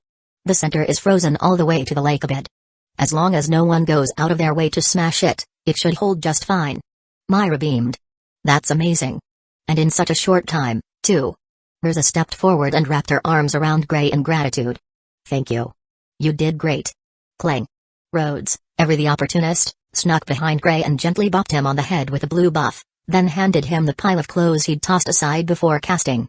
"Nice job," Rhodes said with a grin. "You really pulled it off." Gray took the clothes with a wobbly wave of his hand, still reeling slightly from the spell's exhaustion. "No problem. I'm excited for this too." After all these days, the long-awaited match between Myra and Urza was finally happening. Given how serious both were about it, there was no way the guild courtyard would survive if they fought there again. At the same time, plenty of guild members wanted to watch, so going somewhere too remote would be a hassle. That's when Rhodes proposed the perfect middle ground, an arena right on the lake. Gray's craftsmanship exceeded everyone's expectations. The scale, the elegance, and the sheer speed of construction left the crowd in awe. Among molding wizards, Gray had become the undisputed best that any of them had seen. Mikau's jaw dropped. When did Gray get that good? Wakabe crossed his arms and sighed dramatically. "Ah, youth. It's terrifying how fast they improve." "Sister." Gray is a man. Elfman, who had just returned to the guild and wasn't entirely sure what was happening, still decided it was best to cheer for everyone loudly and equally. Meanwhile, Natsu clenched his fists with jealousy. "TCH. I wanna fight Rosa too," he grumbled. Happy looked unimpressed. "Didn't you just get flattened by Myra?" "I'm way stronger than last time," Natsu shouted with confidence. "I." Happy muttered dryly, clearly unconvinced. Kana clinked her mug down and dragged out 2 baskets. "All right, folks, it's time to gamble. Bets for Rosa go here, and bets for Myra go there. I'm betting on Rosa." "No way, Myra's got this." The guild erupted in noise as members rushed over to place their bets, turning the atmosphere electric. "You too." McRiv stepped forward, as if to say something stern, but quickly held back. Telling them to be careful would ruin the mood, especially when Rhodes had even picked such a safe venue. In the end, McRiv just smiled and declared, "All right then, let the match begin. Give it your all." Rosa and Myra walked side by side down the shimmering ice path, stepping onto the crystal stage from opposite ends. "Can't see a thing from back here," someone shouted. "Gray, Loki, build us some seats." Loki looked flustered. Her magic reserves weren't as deep as Gray's, and in the end, she only managed to conjure up a few small rowboats. Gray, meanwhile, had just been about to complain about being out of mana when he suddenly felt a warm surge of magic flowing through him. He blinked. "Wait. This feeling. Rhodes, is this your magic?" "Huh? Oh, that's the blue buff," Rhodes replied casually. Guess you've never tried it before. How is it? Gray exhaled, amazed. Feels like cheating, honestly. Still, with renewed energy, he quickly created a proper viewing platform close to the stage. Rhodes had planned to just hop into one of the small boats, but seeing Natsu sprawled across one, groaning and seasick, he sighed and summoned a crab instead. Up on the stage, Myra and Urza had already said what they needed to say. With no more delays, they dove straight into battle. Ready or not, the duel had begun. Urza, uncertain of Myra's current strength, played it safe and activated her equip magic. With a flash, she donned her iconic Heaven's Wheel armor. Blades shimmered in the air, forming a halo of steel around her. Over a dozen swords launched at once, glinting as they streaked toward Myra. Myra didn't hesitate. With a flash of violet magic, she activated her Satan Soul. She weaved through Urza's storm of flying swords with incredible speed, closing the gap in the blink of an eye. The clash began instantly. After a few lightning-fast exchanges, Myra landed a solid kick to Urza's back, sending her skidding across the ice. Rhodes winced from the audience. Would Myra be the one paying for all the damaged armor afterward? That stuff didn't exactly come cheap. Switch. Urza called out, swapping instantly into her mobility-focused gear. She zipped back into the fray, her dual swords blurring through the air as she and Myra clashed for over 10 blistering rounds. Their movements became a blur to most onlookers. Ice cracked beneath their feet. Scars and gouges appeared all across the glimmering stage. One by one, the blades in Urza's hands shattered from the sheer force of their strikes. Rhodes focused in on Myra's hands. No visible injuries. Good. So far, so good. Still not strong enough? Then, purgatory armor. With a shout, Urza re-equipped once again, this time into her fearsome black armor. A surge of magical power rippled outward as she raised a massive, jagged-edged broadsword and slammed it into the ice, carving a crater at her feet. Now that's more like it. Myra licked her lips slightly, her eyes gleaming with anticipation. It was hard to tell whether it was her natural battle spirit, or the joy of finally getting to go all out with Urza again. Boom. Myra's fist, now wrapped in a pulsing orb of purple-black energy, crashed into Urza's jagged sword. The shockwave that followed sounded like a cannon blast. The surface of the ice cracked beneath them, fractures spreading rapidly from their feet to the far corners of the stage. Both their long hair red and white whipped wildly in the blast, and even the audience could feel the gust of wind rushing out from the point of impact. No way. Gray muttered, stunned. I reinforced that platform pretty well, too. Should I be proud or terrified? The duel didn't slow down. The two women clashed again and again, leaping from the center to the edge of the stage, then back again. Their steps shattered the railings, their magic tore across the arena, and the ice beneath them began to fracture like spiderwebs. Finally, they disengaged and stepped apart. Myra cancelled her Satan Soul, gasping for breath, clearly winded. Urza returned to her usual outfit. Compared to Myra, she looked composed, barely even tired. Rhodes instinctively wanted to cast a buff or two in Myra's direction, but held back. After all, it wouldn't be fair to cast support spells during a friendly fight. Almost. Huff. Myra gasped, barely staying upright. I only have enough magic left for one final strike. Urza nodded solemnly. Then let's end it with this. Without another word, both women began to transform. Myra's body glowed ominously as she stepped forward. Her white hair flared out wildly, and two curved black horns emerged from her temples. Her outfit shifted to a fierce blue and white ensemble, a black cloak unfurling behind her like wings of darkness. Flames burst forth beneath her feet, blazing across the ice with infernal fury. The heat warped the air around her. The frozen lake began to melt and hiss beneath her, steam rising in waves. It was Demon Halfas, Myra's strongest form.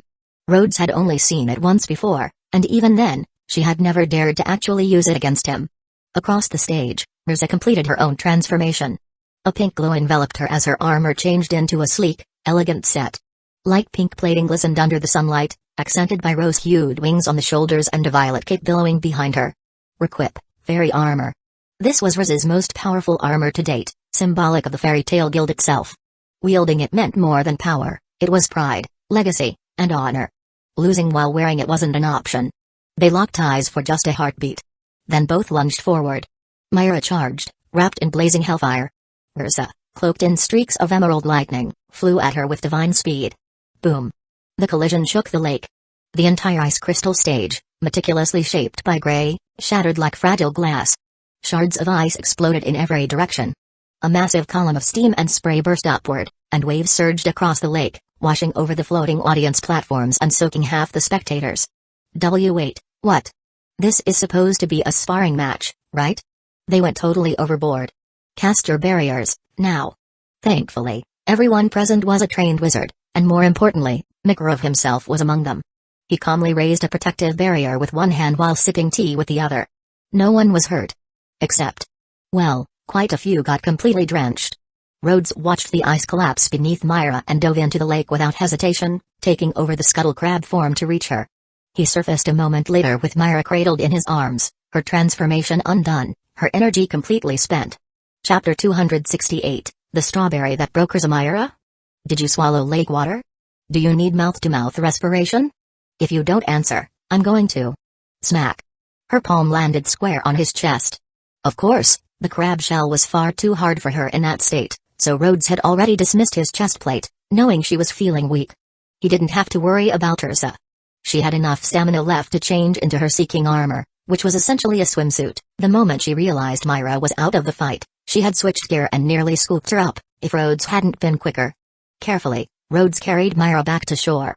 The lake was filled with chunks of shattered ice, and the water was freezing. He was worried she might catch a cold. Wizards could definitely get sick, especially when their magic was drained. With no help from Natsu, who was busy gleefully surfing across the lake on a crab, Rhodes had no choice but to keep Myra close. Her white dress clung to her skin, soaked through and almost transparent. Rhodes instinctively held her closer to shield her from any prying eyes. With a sigh, he used Requip magic to summon a thick blanket and gently wrapped her up. Then he cast floating flame runes using his solid script magic to warm her up.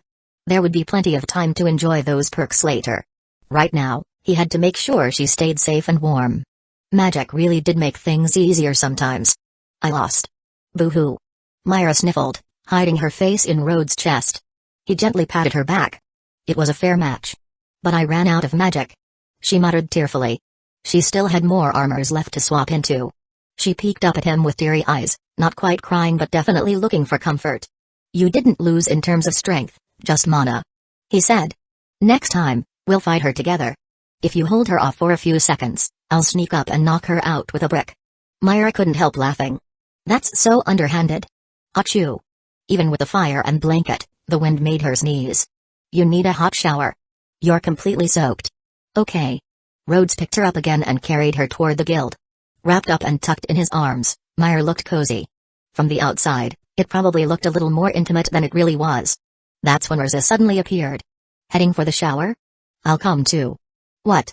Rhodes blinked and turned to see Ursa, soaked to the bone and wearing an especially daring swimsuit. Do you want to shower with Ursa? Myra asked in a deceptively sweet tone. She then reached up and turned Rhodes' face away. Ursa, ever sincere, replied. Sure. Last time I partnered with Rhodes, The arm around Rhodes' neck tightened dangerously. Myra was still smiling, but there was a deadly gleam in her eyes. Fortunately, Ursa said with regret that Rhodes rejected her invitation. Myra's eyes softened a lot. In fact, if you think about it carefully, Rhodes and Ursa teamed up a long time ago, and the two had not yet confirmed their relationship. Even if he took a shower with Ursa and rubbed each other's backs, he couldn't be beaten to death. Rhodes sent Myra to the bathroom, and when she lifted the blanket, he couldn't help but take a few more glances. Myra was a little shy even though she didn't show anything. At this time, Ursa had to be the one to openly take off her swimsuit in front of Rhodes. Myra quickly pushed Rhodes' back to get him out. Ursa asked with a puzzled look on her face, Huh? Aren't you going to ask Rhodes to join you? Myra was helpless with the thick-skinned Ursa. How can we join you? If you want a back rub, I'll help you. Rhodes was pushed out of the bathroom, and could only sigh that Ursa was a good brother, and didn't treat him as an outsider at all. Why did you come out? Kanna joked with a smile. I thought you were going to take a shower with them. If it were anyone else, I might have gone in. Rhodes had seen through Kanna's nature, staring into her eyes and said. With you, who knows, we might have ended up doing something a little more. Interesting. Kanna showed a disgusted expression, and her face was obviously reddened because she didn't know what she thought of. As expected, she pretended to be mature. Rhodes asked, Kanna, you are so beautiful that many people must have pursued you, right? Kanna was obviously a little guilty. Of course. Rhodes asked, then, you must have had a boyfriend? Wine is my boyfriend. Oh, you have a good relationship. What kind of look is that? Myra is so beautiful and so popular, but she also hasn't had a boyfriend. That's great, thank you for telling me. You. Kanna was so angry that she gritted her teeth. This person. How did he become like this? Love makes people grow up, huh? But Elzek still seems exactly the same. Kana just slapped the table, grabbed her drink, and took a long sip with a scowl. By the time Myra and Riza stepped out of the guild bathhouse with their hair all done, Kana was still sulking at the same table. Myra tilted her head curiously. What happened? Kana suddenly grinned and declared. Myra, let me tell you something, Rhodes just said I was beautiful. Rhodes blinked in confusion. Wait. What? Myra simply smiled, tilting her head playfully. Oh? Is that so? Kana. Kana promptly exploded and stormed off in a flustered huff. Because not only did Myra not get angry or bash Rhodes over the head, she actually hugged his arm and teased. There must be more to that story. It felt amazing to have her clinging to him like that, and Rhodes didn't even think about pulling away. It's been a while since we had a proper date. Want to go see a movie later? They were always around each other, but it was usually either work or training. It really was time for something relaxing. Myra nodded. Sure, but I promised Riza I'd help her make a cake today. How about tomorrow? Plus, we've got guild work this afternoon. Myra had really bet those fancy strawberries with Riza before their match. And Riza, of course, agreed. Too bad Myra lost. Her punishment was helping Riza bake cakes. It wasn't a big deal on paper. But considering the pride both of them carried, being bossed around by the other might have been the most brutal punishment imaginable. Rhodes wisely stayed out of it. The most he could do was offer backup support. All right, he said. But I want compensation. He tapped his cheek with a grin. Myra glanced around. No one was watching except Riza, who was fully engrossed in admiring her strawberries. So Myra leaned in and pressed a soft kiss to Rhodes' cheek. Crack. The bowl of strawberries in Riza's hands shattered on the ground. Her entire face turned crimson. She pointed at them with trembling fingers. Why you? Why you guys? Myra beamed, clearly enjoying herself. What about us? Riza slapped her hands over her cheeks, flustered beyond recovery. Why you kissed? Ah la la, just a little kiss on the cheek. Myra replied with a mischievous giggle. There'll be more, once we get married. Inna married? A puff of white steam practically rose from Riza's head. Her brain shut down on the spot. Chapter 269, Fried. Seeing Riza's flustered reaction, Myra's spirits lifted. Even though she lost the match, this little victory felt like she'd won back something important. She gathered the scattered strawberries, those prize top sweet strawberries, gave them a rinse, set them aside, and tidied up the broken dish. Then she cheerfully nudged a dazed Riza toward the kitchen to fulfill their cake-making bet. Myra trusted Rhodes to handle things at the front desk while she and Riza baked. But that afternoon, someone with a not-so-sunny expression stepped into the guild. Rhodes glanced at the long green hair and narrowed his eyes. You're Fried, right? The man gave a small nod and placed a mission request on the counter. Where is Mara Jane? Or Master Makarov? They're busy. Rhodes replied casually. I'll handle it. He reached for the sheet, but Fried firmly held it in place. The rules are absolute, he said flatly. Rhodes blinked. Huh? Fried clarified. According to the guild regulations, a mission request of this level must be approved by the master or a designated assistant. I cannot verify your authority. He was clearly rigid, though not hostile. Just one of those rule sticklers. Fairy Tale had plenty of unique personalities, and Fried was certainly among them. Rhodes remained calm and gestured to the guild mark on his arm. Rhodes. I joined last July. I've been helping Myra with request management since the start of the year, with the master's approval. You can check with pretty much anyone here. Fried glanced around. The guild members were more shocked by his presence than anything else. No one seemed surprised to see Rhodes behind the counter. He gave a small nod, then lifted the request slightly. I understand. I've heard of you. They call you the new era fairy strategist. As long as we're following the rules, please proceed. So, he wasn't impossible to deal with, just inflexible. Still, Fried wasn't unreasonable. Rhodes found his attitude tolerable. Rhodes reviewed the paperwork thoroughly. It was a high-difficulty mission, a criminal gang was causing trouble, and one member was flagged as a highly dangerous mage. This is no small job. Rhodes said, frowning. Are you going alone? We of the Thunder God tribe will act together. If necessary, Lixus will join. Fried's voice softened ever so slightly at the mention of Lixus. Rhodes gave an approving nod. All right, then no problem. He stamped the paperwork and noted the names, Fried, Evergreen, Bixlow, and Lixus, in the registry. Then he handed over the proper documents and additional briefing pages. I suggest reviewing pages 2 and 3 carefully. Though if Lixus is on the job, it should go smoothly. Just watch yourselves out there. Fried paused, catching the genuine tone in Rhodes' voice. More importantly, he noticed something else. Rhodes held real respect for Lixus. And in Fried's eyes, that meant a lot. He looked at Rhodes with newfound warmth. As he left the guild hall, he considered something he hadn't expected earlier: as long as he respects Lixus enough, we may become friends. Maybe, once this mission is over, I should ask if Rhodes wants to join the Thunder God tribe. Rhodes had been thinking that the last time he saw Fried, the guy came off like a devoted housewife hovering around Lixus. But after chatting for a bit, he realized Fried actually seemed more normal than most of his eccentric teammates, aside from his obsession with rules. A while later, Mirza emerged from the kitchen carrying a small slice of cake. The strawberries had been scarce, so the portions were limited. Still, Mirza generously handed half of it to Myra. "Oh, Mirza, I feel a little bad now. I was teasing you earlier," Myra said, though she wore an unmistakable grin. "If you didn't say that with a smile, maybe I'd believe you really meant it." Hee, Myra giggled as she tasted the cake that Mirza swore was the best in all of Fiore. Rhodes, of course, got to try it too. "Delicious," he said plainly, without his usual flowery compliments. Then he leaned forward again, mouth open, waiting to be fed another bite. Myra was in a great mood today, so she decided to indulge him a little. Just then, she glanced at the mission register and was surprised. Lixus and the Thunder God tribe were here? Fried took a job. Evergreen and Bixlow were waiting outside. "I didn't see Lixus himself," Rhodes explained. Not knowing much about the Thunder God's actual abilities, he asked, "Do you think they're up for this kind of mission?" "No worries.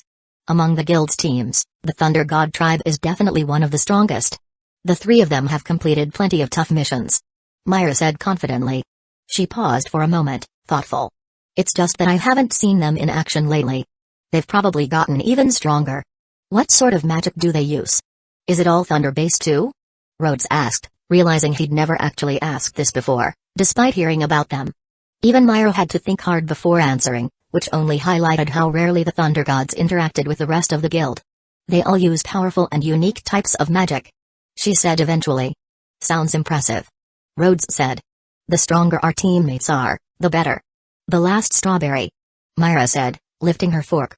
Rhodes reached out and gently held her hand. "Let's do this. Don't move. We both bite it at the same time. Half for each of us." Myra paused, her cheeks already tinged pink. She seemed to visualize the scene and immediately flushed deeper.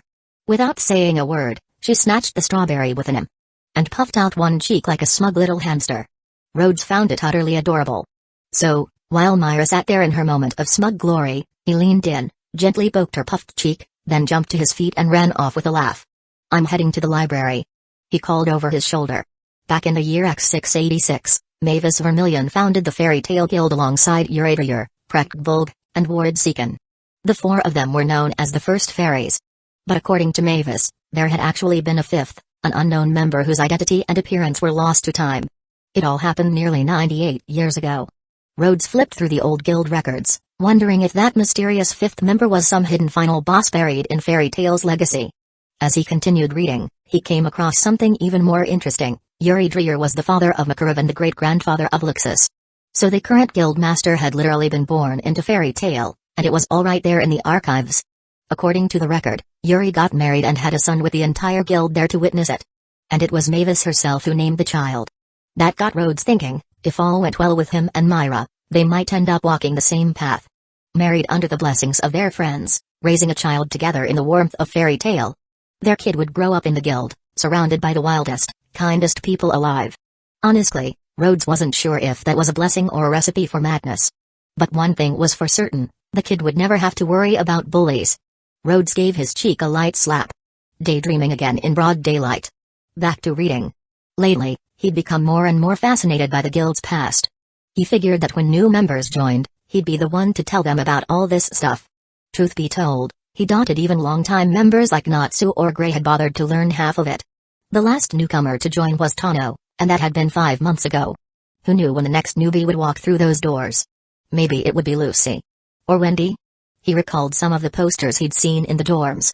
He had a vague memory of seeing Wendy before, and Lucy, well, she was a blonde, right? Whichever of them showed up first, one thing was clear, life wouldn't stay this peaceful for long. Chapter 270. Don't tell anyone else. Rhodes often found his thoughts drifting toward things like his personal safety, random, practical concerns for a wizard living in a world full of chaos. At first, he figured that if he could just match Natsu or Gray in terms of strength, he'd be safe enough. But then he remembered Urza was also part of their core group. Maybe aiming for her level was the real safety benchmark. He hadn't quite reached that level yet, but somehow, he'd ended up dating someone who had. It was ironic. The sense of security he'd hoped to gain by becoming strong enough to protect others had shown up in an entirely different way, because now, the person he wanted to protect was probably capable of protecting him instead. It was a strange feeling. Reassuring, but strange. Still, Rhodes was determined. He didn't want to fall behind Myra, especially if something serious ever happened. He needed to be able to stand beside her. And while digging through the guild's historical records, he'd stumbled upon a few fascinating things that got him thinking even more. For instance, Ward Seacon, the same Ward listed as one of Fairy Tale's founding members, was also one of the current 10 wizard saints. The master had once told him that Ward used to be a member of Fairy Tale and now lived in quiet seclusion. But wait, the guild was founded 98 years ago. Judging by the old black and white photos in the archives, Ward looked like he was already in his 20s at the time. Which meant he had to be over 120 now. That got Rhodes wondering if wizards actually got stronger as they aged. And then there was Pret, the second guild master. According to the archives, he stepped down voluntarily and left on a journey. If he and Ward were the same age, was he still alive out there somewhere? An unknown fifth founding member. 2-century-old powerhouses. The more Rhodes read, the more he realized just how terrifyingly deep Fairy Tale's strength really ran. He got so wrapped up in his reading that he didn't even realize night had fallen. It wasn't until a pair of soft hands gently covered his eyes that he blinked back to reality. Rhodes reached up, gently pried the hands away, and smiled. "Myra?" Her voice answered playfully. "It's dinner time." The next day, the two of them went on their long-awaited movie date. In Magnolia, theaters didn't use traditional projectors. Instead, they used movie magic crystals. Arcane devices that functioned like a combination of videotape, projector, and speaker. No screen was needed. The crystal could project images and sound into thin air with just a flick of magic. Because these crystals were expensive, most people simply bought tickets to see a movie rather than collecting the crystals themselves. Of course, there were always exceptions. Take Wanchanzi, for example, a slightly eccentric wizard in the guild who had once partnered with Mess during a NES class trial. Wanchanzi was a full-blown cinephile. The first thing he did after getting paid was rush to buy another rare movie crystal for his collection. If Rhodes had to describe him, he'd say, "That guy's wall of crystals is worth more than a house in Crocus." Seriously, if Wanchanzi ever sold his whole stash, he'd be richer than half the guild. Rhodes and Myra picked an old classic to watch, Study Hardcore. Supposedly, it had once won the Best Picture award. Myra hadn't really been to movies before, so this was her first time watching one properly, just like Rhodes. They bought a large bucket of popcorn and a big drink to share and found their seats in a couple's row, the kind designed so people could cuddle up a little while watching. 2 hours later, the movie came to an end. Rhodes leaned back with a satisfied sigh. The popcorn was great, the drink was refreshing. And Myra's hand had been really soft the entire time. Kidding. Actually, the movie itself was surprisingly entertaining. It was a time-traveling action flick where a gunslinger from the future ends up battling a medieval knight over a mysterious fortune. The plot was clever, the pacing kept things exciting, and the fight choreography was top-notch. From Rhodes' perspective, this had to have been made by pros. And the special effects? Even better. There was no post-production trickery here. Every fireball, explosion, and magical illusion had been cast live during filming. Either the actors were magic users themselves, or the crew had hired actual wizards for the shoot. It gave Rhodes ideas. Maybe someday, if he had time, he'd take on a job in the film industry just for fun. He could be a stunt double or help with magical effects. Or even pass himself off as a screenwriter by borrowing plots from the movies he remembered from his old life. He chuckled to himself. I've really turned into a jack of all trades. Then he noticed Myra snoozing on his shoulder, her breath soft and even. Myra, wake up. Rhodes gave her shoulder a gentle tap. Myra rubbed her eyes, blinking slowly like a drowsy kitten. Here. He handed her a tissue. Huh? What's it for? You drooled a little. What? Myra let out a small yelp and snatched the tissue, covering her mouth while frantically checking his shoulder for any damage. Thankfully, nothing had leaked onto his shirt. She let out a breath of relief, cheeks pink with embarrassment.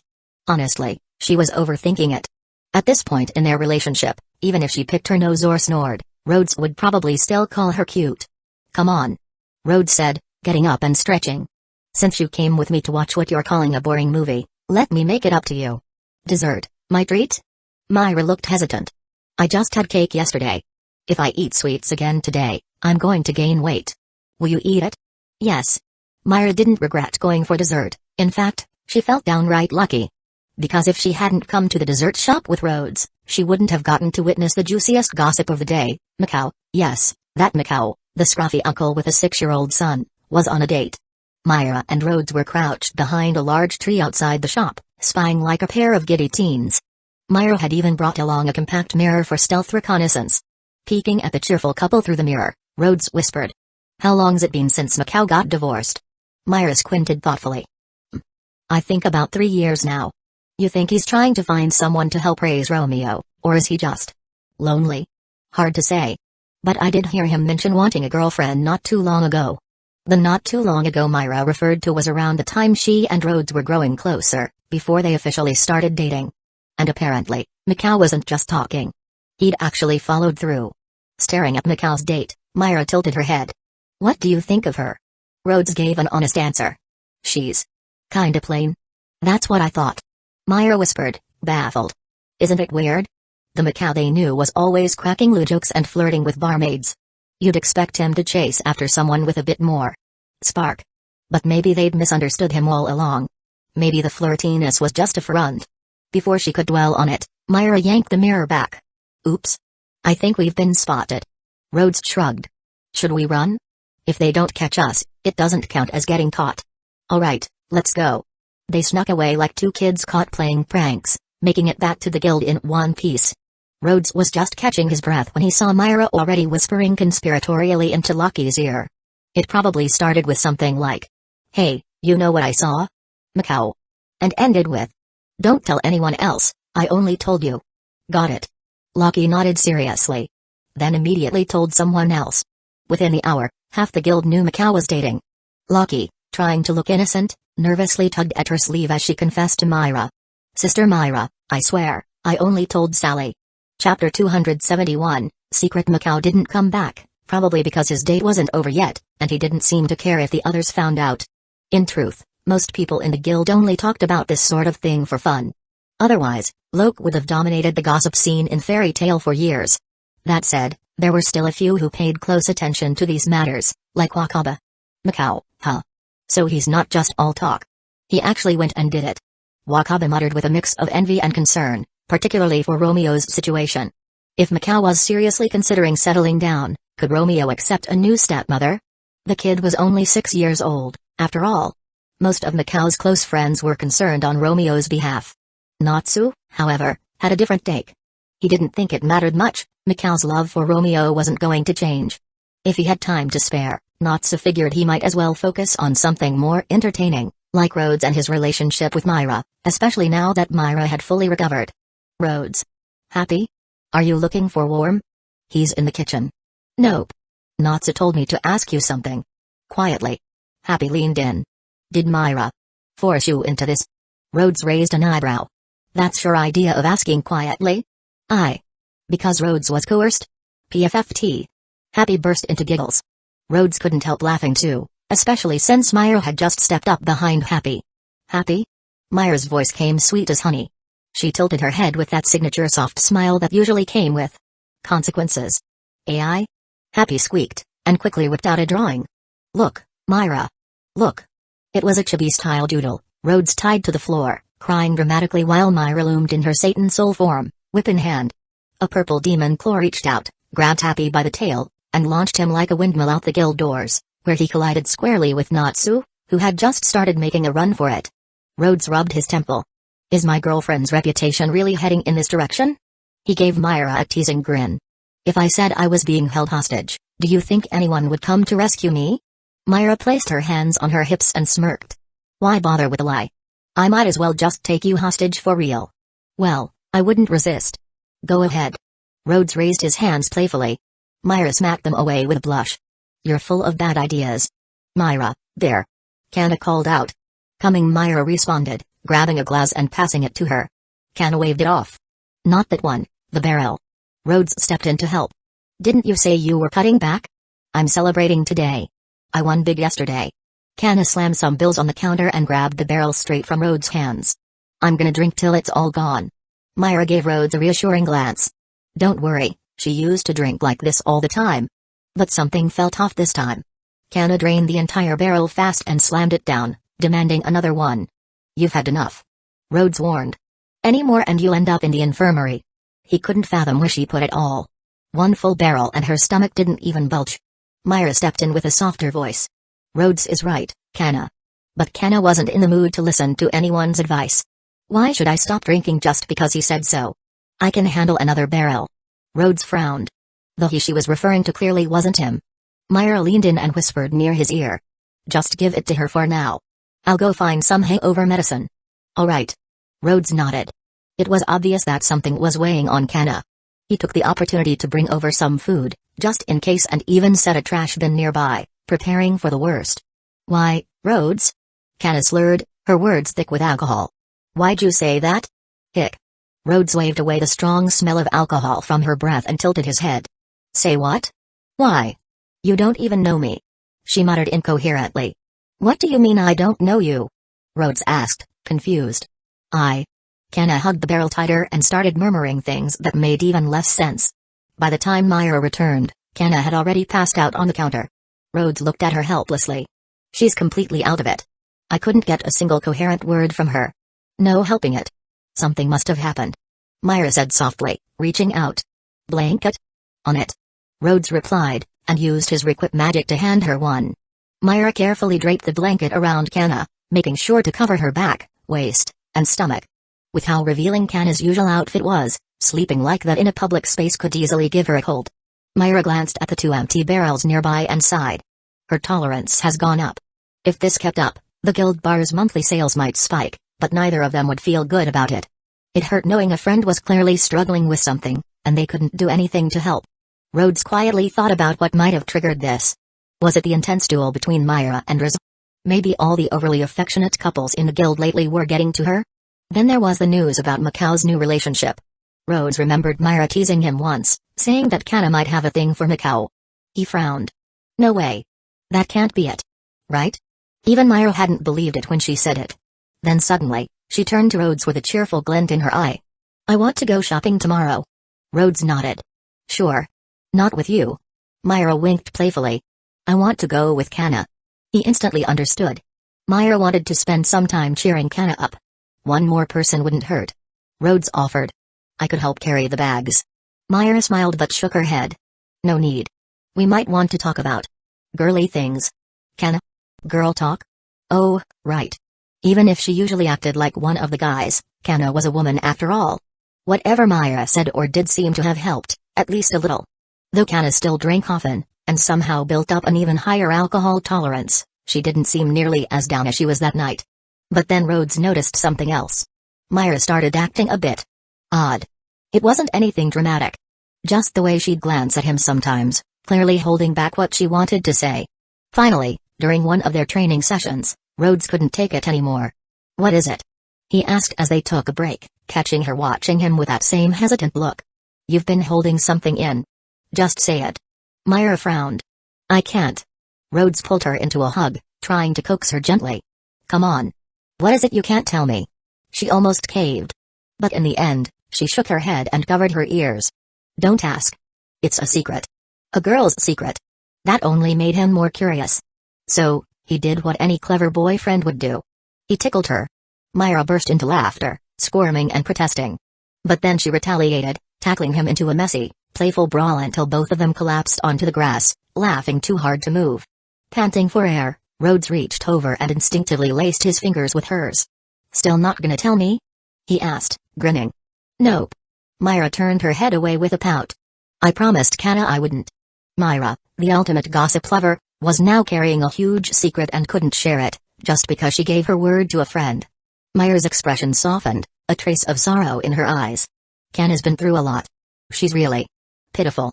Chapter 272, At least one of you should stay behind me was drawing to a close, and it had been nearly a month since Rhodes and Myra had officially started dating. Lately, Rhodes had found himself dealing with a few minor worries. Training was going well, sure, but he still hadn't reached the level he aimed for. It would take more time and effort. And then, there was the other thing. Their relationship was going smoothly, hugs, the occasional kiss, but more intimate moments had started to taper off. Rhodes began wondering how to take things a little further, and after some thought, he came up with an idea. A trip. Not a romantic getaway exactly, but a mission, one that took them somewhere far, so they could travel and work together. They talked about doing this for a while now, but hadn't come across the right opportunity. It just so happened that Rhodes hadn't been on a long-distance mission since their encounter with Grimoire Earhart. And Myra had stayed even closer to home than he had. Both of them could use a change of scenery. On the last day of May, Rhodes finally spotted a promising mission on the request board. If they left in the morning, they could arrive by nightfall. He figured the job would take 2 or 3 days at most, assuming nothing went wrong. The difficulty looked pretty manageable, and the reward, 200,000 jewels, was great for a standard task. Excited, Rhodes showed it to Myra immediately. "It's perfect in every way. Except for this part," Myra said, scrunching her nose as her eyes landed on a specific word. "Rat infestation?" Though she wasn't your typical dainty girl, Myra had a strong aversion to 2 things, rats and cockroaches. She leaned back with a small grimace. "Can't we just send Happy to do it?" "Happy would die," Rhodes replied flatly. "But he's a cat. A cat can't take on an entire swarm of rats. Especially not mutated ones. And this job might even have a rat king involved." Myra sighed. "How about we get Elfman to take one in?" Rhodes gave her a big thumbs up. "Solid idea. But if Elfman ends up receiving the Rat King, are you still letting him in the house?" Myra answered without hesitation. "Then I'll just kick him out." Taking on this kind of mission was definitely not glamorous. "Are you two really siblings?" Rhodes muttered, slipping his arms around her from behind. He gently took her hand and said in a soft voice, "This isn't just about a few rats. If we don't act fast, the village could lose its entire harvest. Their food stores could get wiped out. People might starve." Myra's playful mood faded as she heard the seriousness in his tone. Being mischievous and kind-hearted weren't opposites, and Myra understood hunger far too well. She sighed. "All right. But the next time, I'm picking the mission. Deal. And if you're still upset, I'm offering free kisses on demand. Humphrey. Keep dreaming." She grabbed Rhodes by the cheeks and gave them a playful tug. Later, Rhodes approached the guild master to report that he and Myra would be heading out on a mission together. Normally, they wouldn't need to announce it, but since they were both strong assets to the guild, Makarov needed to be informed, especially if both were leaving at once. "No." Makarov wailed, dramatically clutching Rhodes' legs. "It's the end of the month. You can't leave me now. Master, please, your dignity." Rhodes tried to pry him off. "We'll finish everything today and leave tomorrow." But Makarov wouldn't let go. He flailed like a child. "The end of the month means the start of a new one. You can't both disappear on me. At least leave Myra behind. You can handle a rat problem on your own, right?" "No way." Rhodes replied firmly. "We're a team. Can't just ditch your partner." He wasn't wrong. They'd taken plenty of smaller jobs together in the past. Their teamwork was well documented in the mission logs. No one could dispute their partnership. Myra leaned over sweetly and added with a grin. "Master, if you keep complaining, I might just invite Risa along too." "Absolutely not."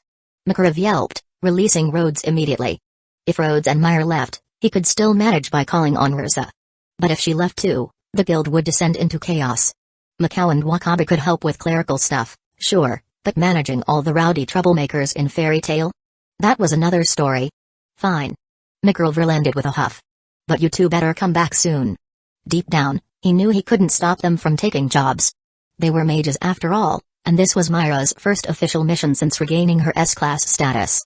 Rhodes was probably trying to help her get back into the swing of things, right? Makarov observed the two of them working, practically glued together. He couldn't quite put it into words.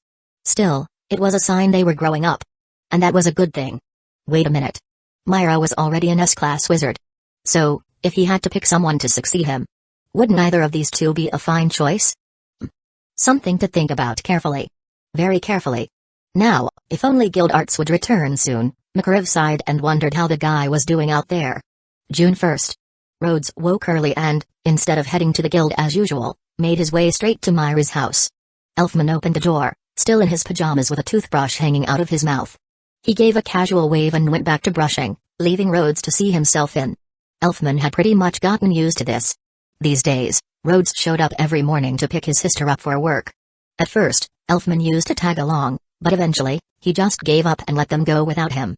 Then came the day Rhodes showed up a little early, and Myra invited him in for breakfast. And that turned into a daily routine. Now, they practically ate breakfast together every day. Elfman briefly considered charging Rhodes for meals. But then remembered Myra always dragged him along to buy groceries, and Rhodes usually paid for part of it anyway. At this point, the guy was practically living with them. After all, Myra was clearly going to marry him. Lately, Elfman had even started wondering if it was time for him to move out, didn't feel right sharing a house with his married sister. Meanwhile, Rhodes had no idea what Elfman was thinking. He stepped into the house, swapped into indoor slippers like a pro, and headed straight for the kitchen. Myra was there in a homey dress, apron on, her long silver hair tied up under a headscarf. She was preparing breakfast and packing a lunch for the road.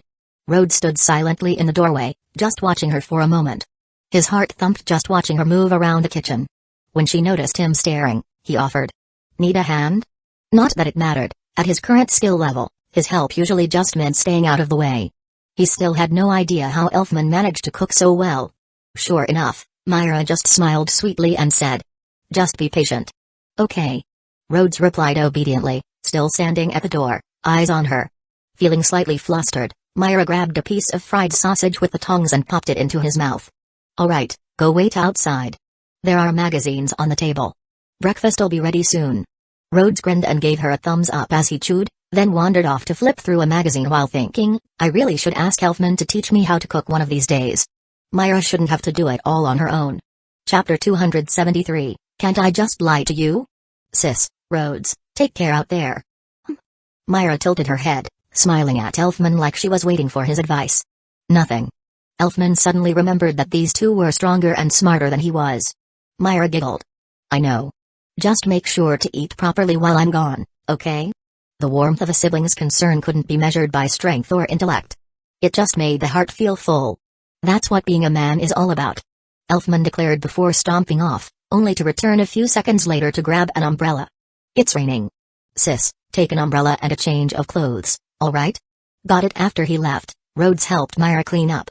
He washed the dishes in the kitchen while Myra tidied up the table and swept the floor, then went to get changed and prepare for departure. Myra slung the lunchbox on her arm and handed the rest of the luggage to Rhodes. He packed it all up but left the lunchbox with her. For some reason, it just felt more charming when she carried it herself. Myra pulled out an umbrella and asked, "Did you bring one?" Rhodes squeezed in beside her under the eaves. "Nope." Myra eyed him suspiciously. "Really?"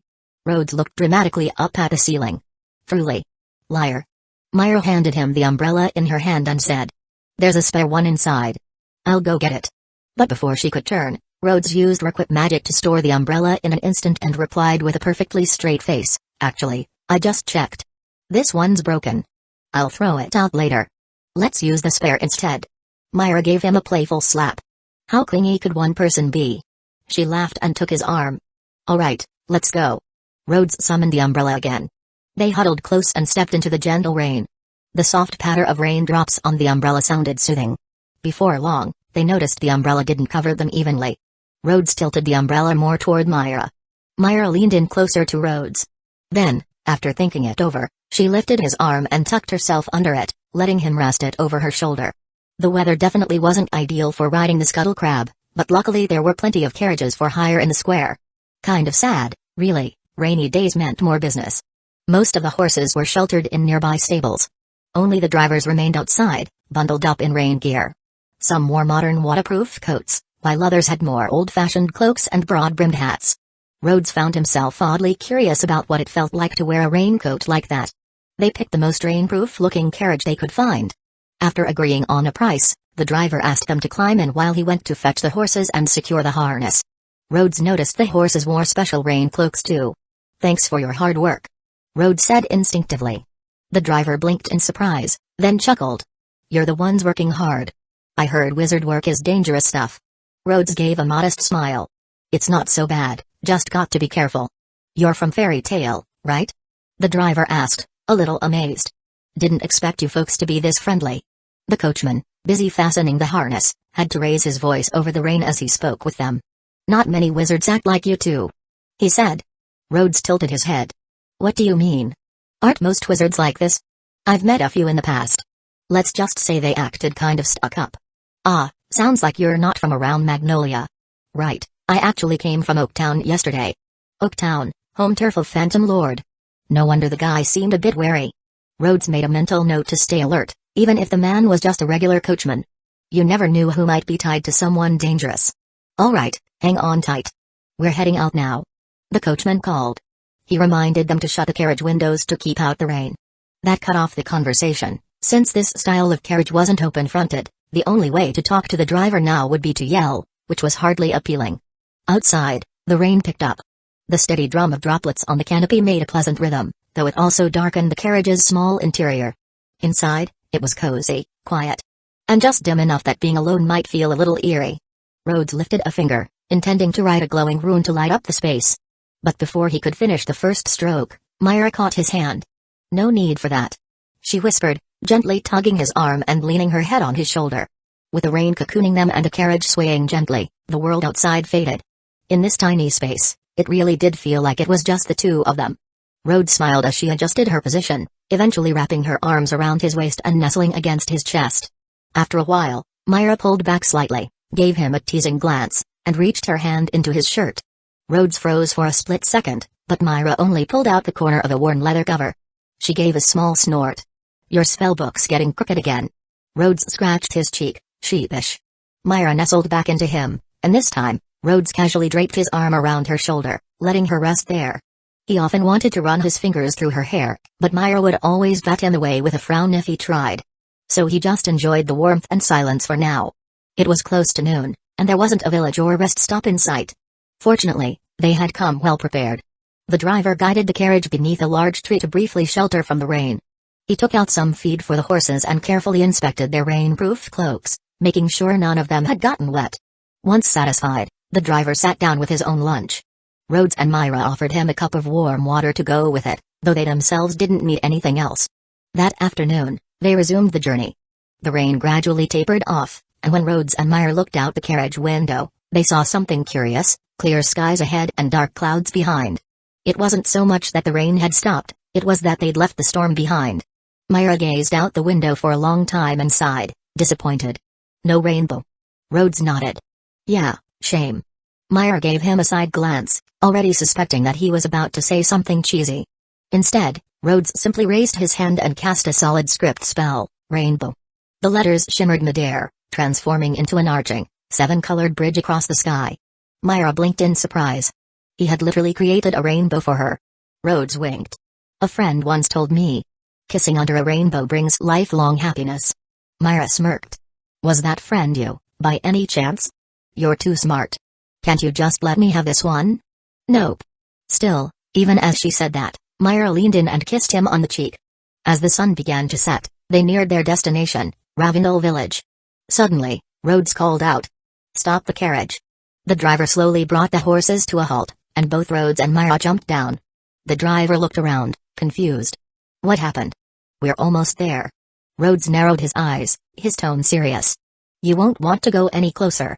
Using the enhanced vision of a summoned scuttle crab, Rhodes had already confirmed that the rat infestation wasn't just serious, it was abnormal. One of the scouting crabs had even been ambushed and bitten on the leg by a rat the size of a small dog. If rats were now attacking other animals on sight, it meant the infestation had reached a critical stage. No wonder the villagers had requested help from a guild. Rhodes summoned a group of raptors, his swift, bird-like familiars, and turned to the driver. "My advice, leave now. These raptors will escort you a fair distance for protection. If you still want to enter the village with us, that's your call, but if you do, keep your horse calm and your eyes open." "What'll it be?" "I'm leaving right now." The driver blurted, eyes wide. The moment a wizard said danger, he knew better than to stick around. No amount of curiosity was worth his life, or his horse. Even though there weren't any villages directly along the road, he knew of others nearby. A slight detour would get him somewhere safe. Chapter 274, Quantity is not a problem. The situation was worse than Rhodes had expected. The rats were bold enough to attack a creature as large as a scuttle crab, and if that was the case, they might even try biting people on sight. To be safe, Rhodes summoned a defensive perimeter of summons, 3 merc wolves, 6 raptors, a pair of krugs, and 2 grumps to form a circle around himself and Myra. He wasn't afraid of rats, but getting bitten by one of those filthy things was the last thing anyone wanted.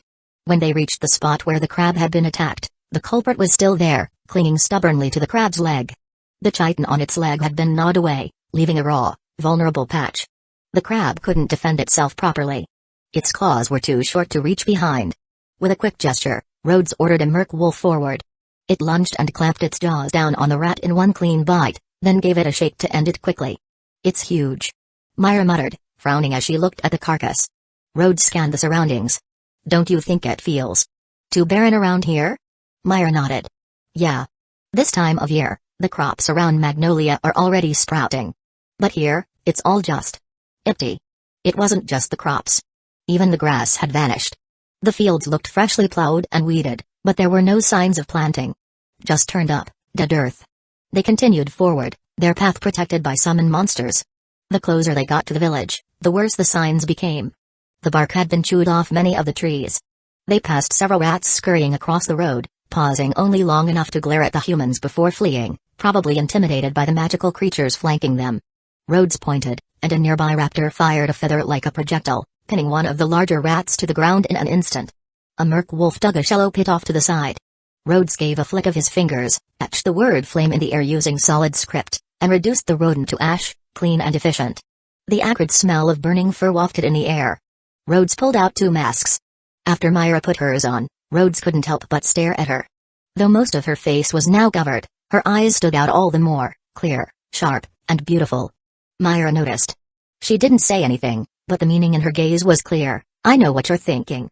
The outskirts of Ravendell village came into view. There weren't any stone walls, just a makeshift wooden fence surrounding the area. It was unclear whether it was meant to mark territory or to keep out wild animals.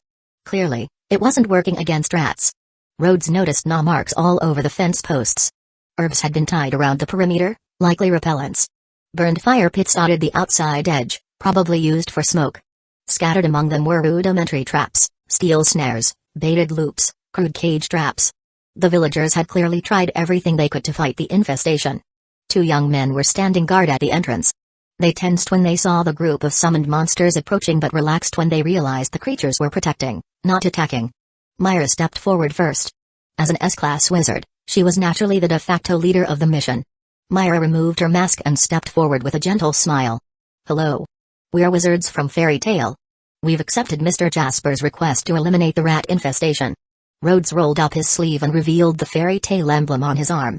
Myra simply pointed to the emblem printed on her collar. Her real mark was on her thigh, and there was no way she was lifting her skirt to prove it.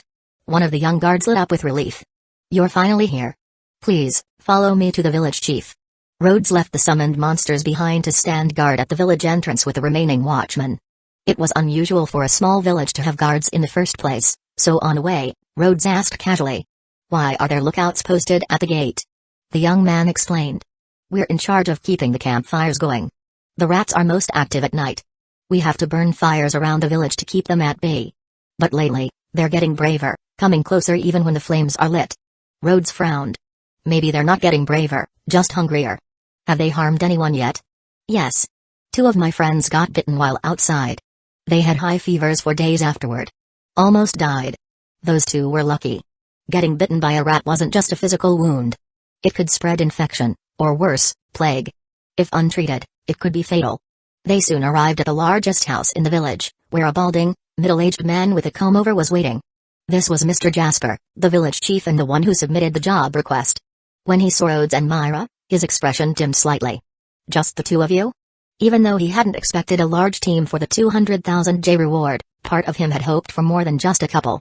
Before Rhodes could answer, the young guard interjected quickly. Chief, they brought nearly 20 strange creatures with them. There's even a 2-headed wolf. It looks terrifying. The chief raised a brow, visibly unimpressed. He had already tried using animals for pest control. That helped within the village, but with the sheer number of rats out in the fields, it wasn't enough. Last week, 2 dogs and 3 cats were killed during a rat hunt.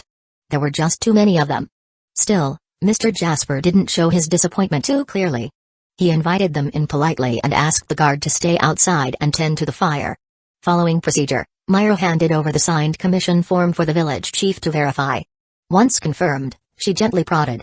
Could you tell us more about when this started and what you've observed? The chief sighed heavily. It started small. Just a few people catching large rats here and there. Occasionally, someone would spot field mice scampering along the roads during the day.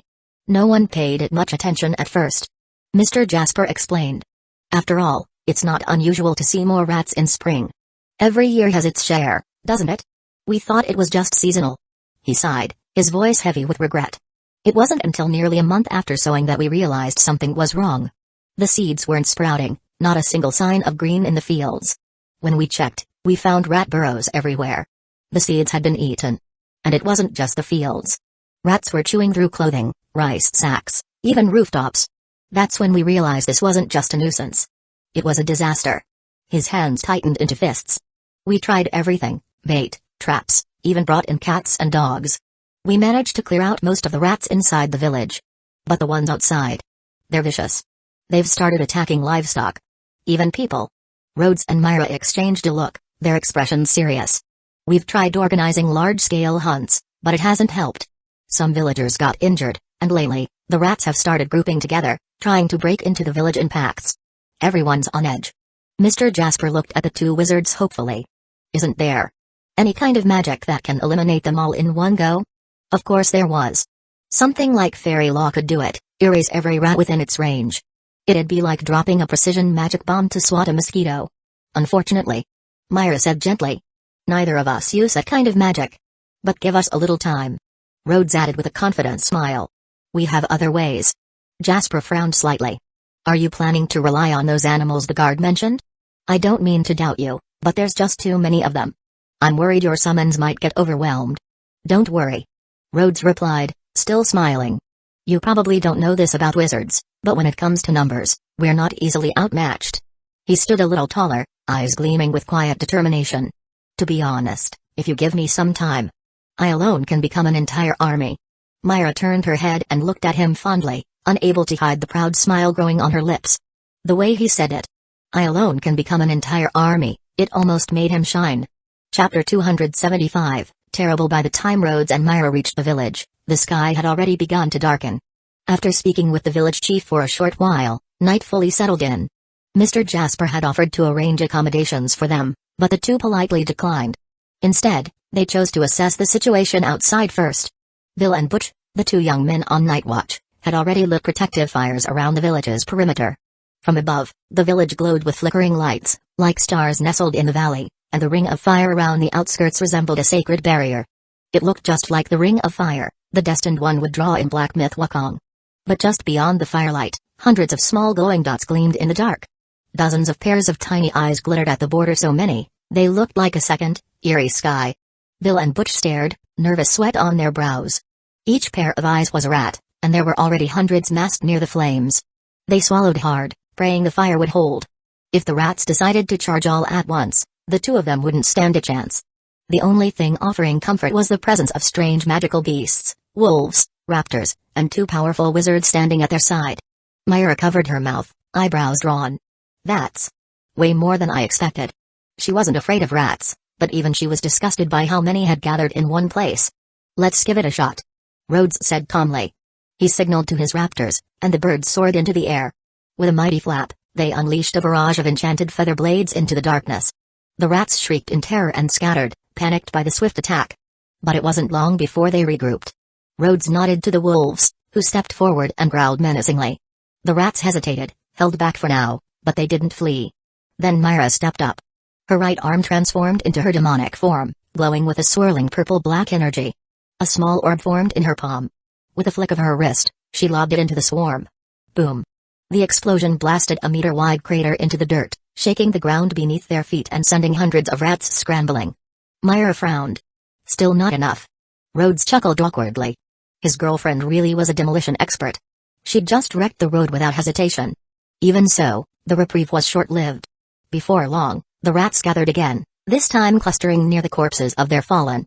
They formed a ring, heads turned inward, tails outward, their teeth clicking in a sickening rhythm. Bill's face went pale. Butch looked like he might vomit.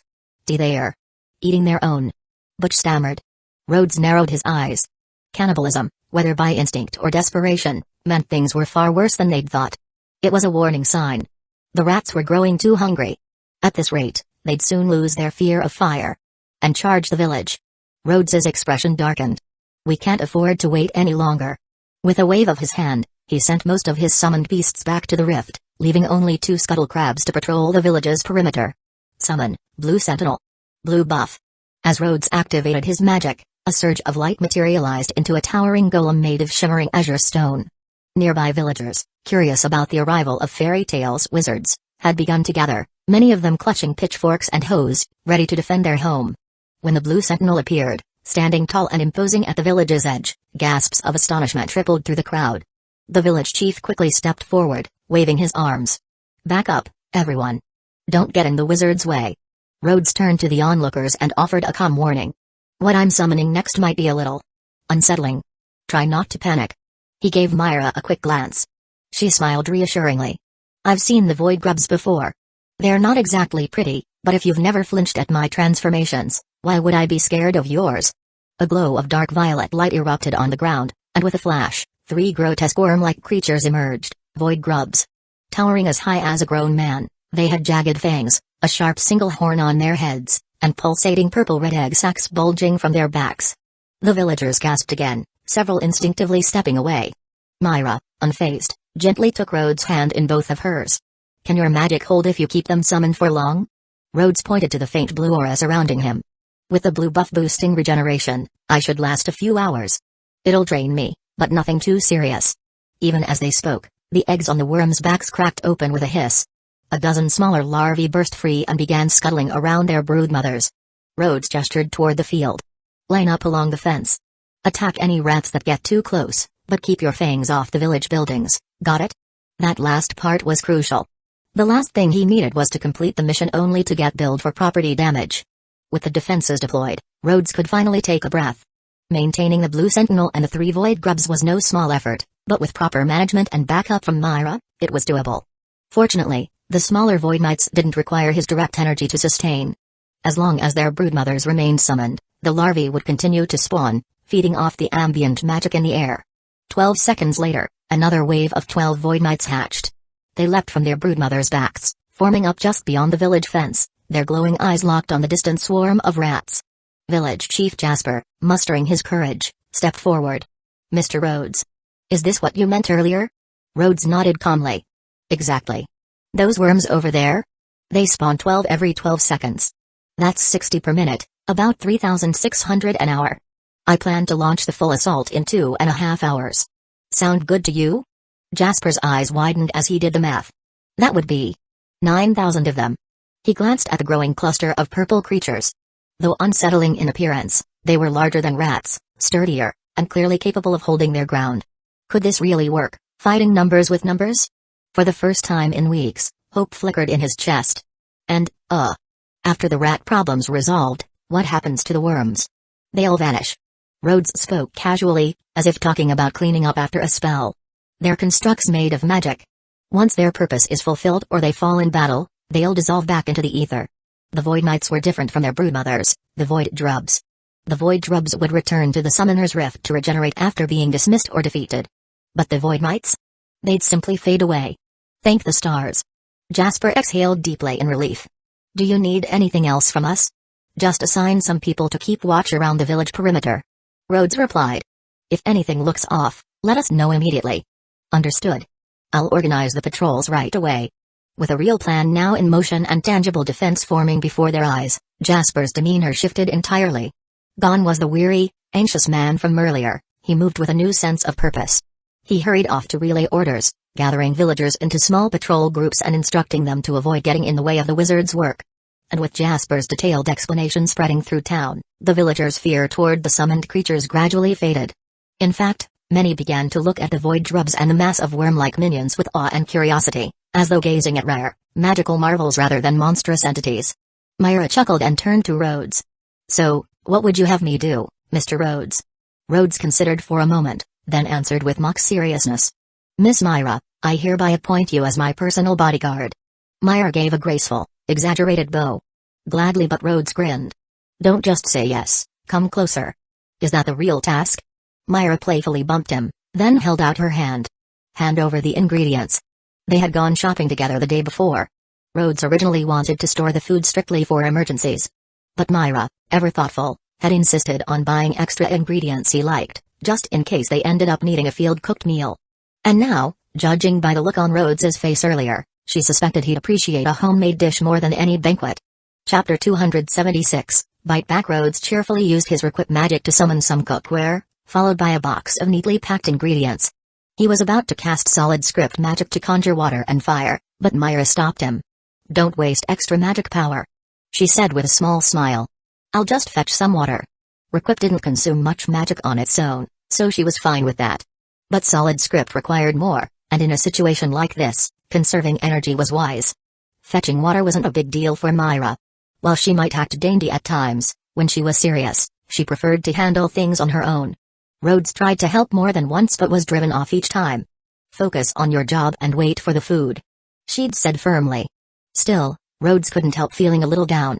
He sat there, watching the void grubs spawn their ever-growing brood, monitoring their neat formation, and observing the restless swarm of rats beyond the fence. But none of it could compare to cooking alongside Myra. Since it was her request, he reluctantly sat down and used the crab's vision to scout the area. After confirming everything was secure, he crossed his legs and focused on recovering magic power. In front of him stood the stoic blue sentinel. Behind him came the rhythmic, soothing sound of Myra slicing vegetables. The setting was oddly peaceful, and oddly domestic. Myra chopped ingredients methodically, occasionally glancing over at Rhodes's focused back. There was something oddly romantic about it, her preparing dinner while he handled a heavy-duty job. It almost felt like married life? Myra flushed slightly.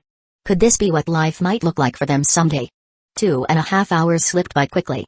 Now, outside the village fence, waves of purple-blue void mites surrounded the perimeter in thick, wriggling lines. The mass of twitching creatures would be enough to send anyone with trypophobia running. All around the village, guards and villagers stood on watch. Seeing the numbers firsthand, their eyes widened.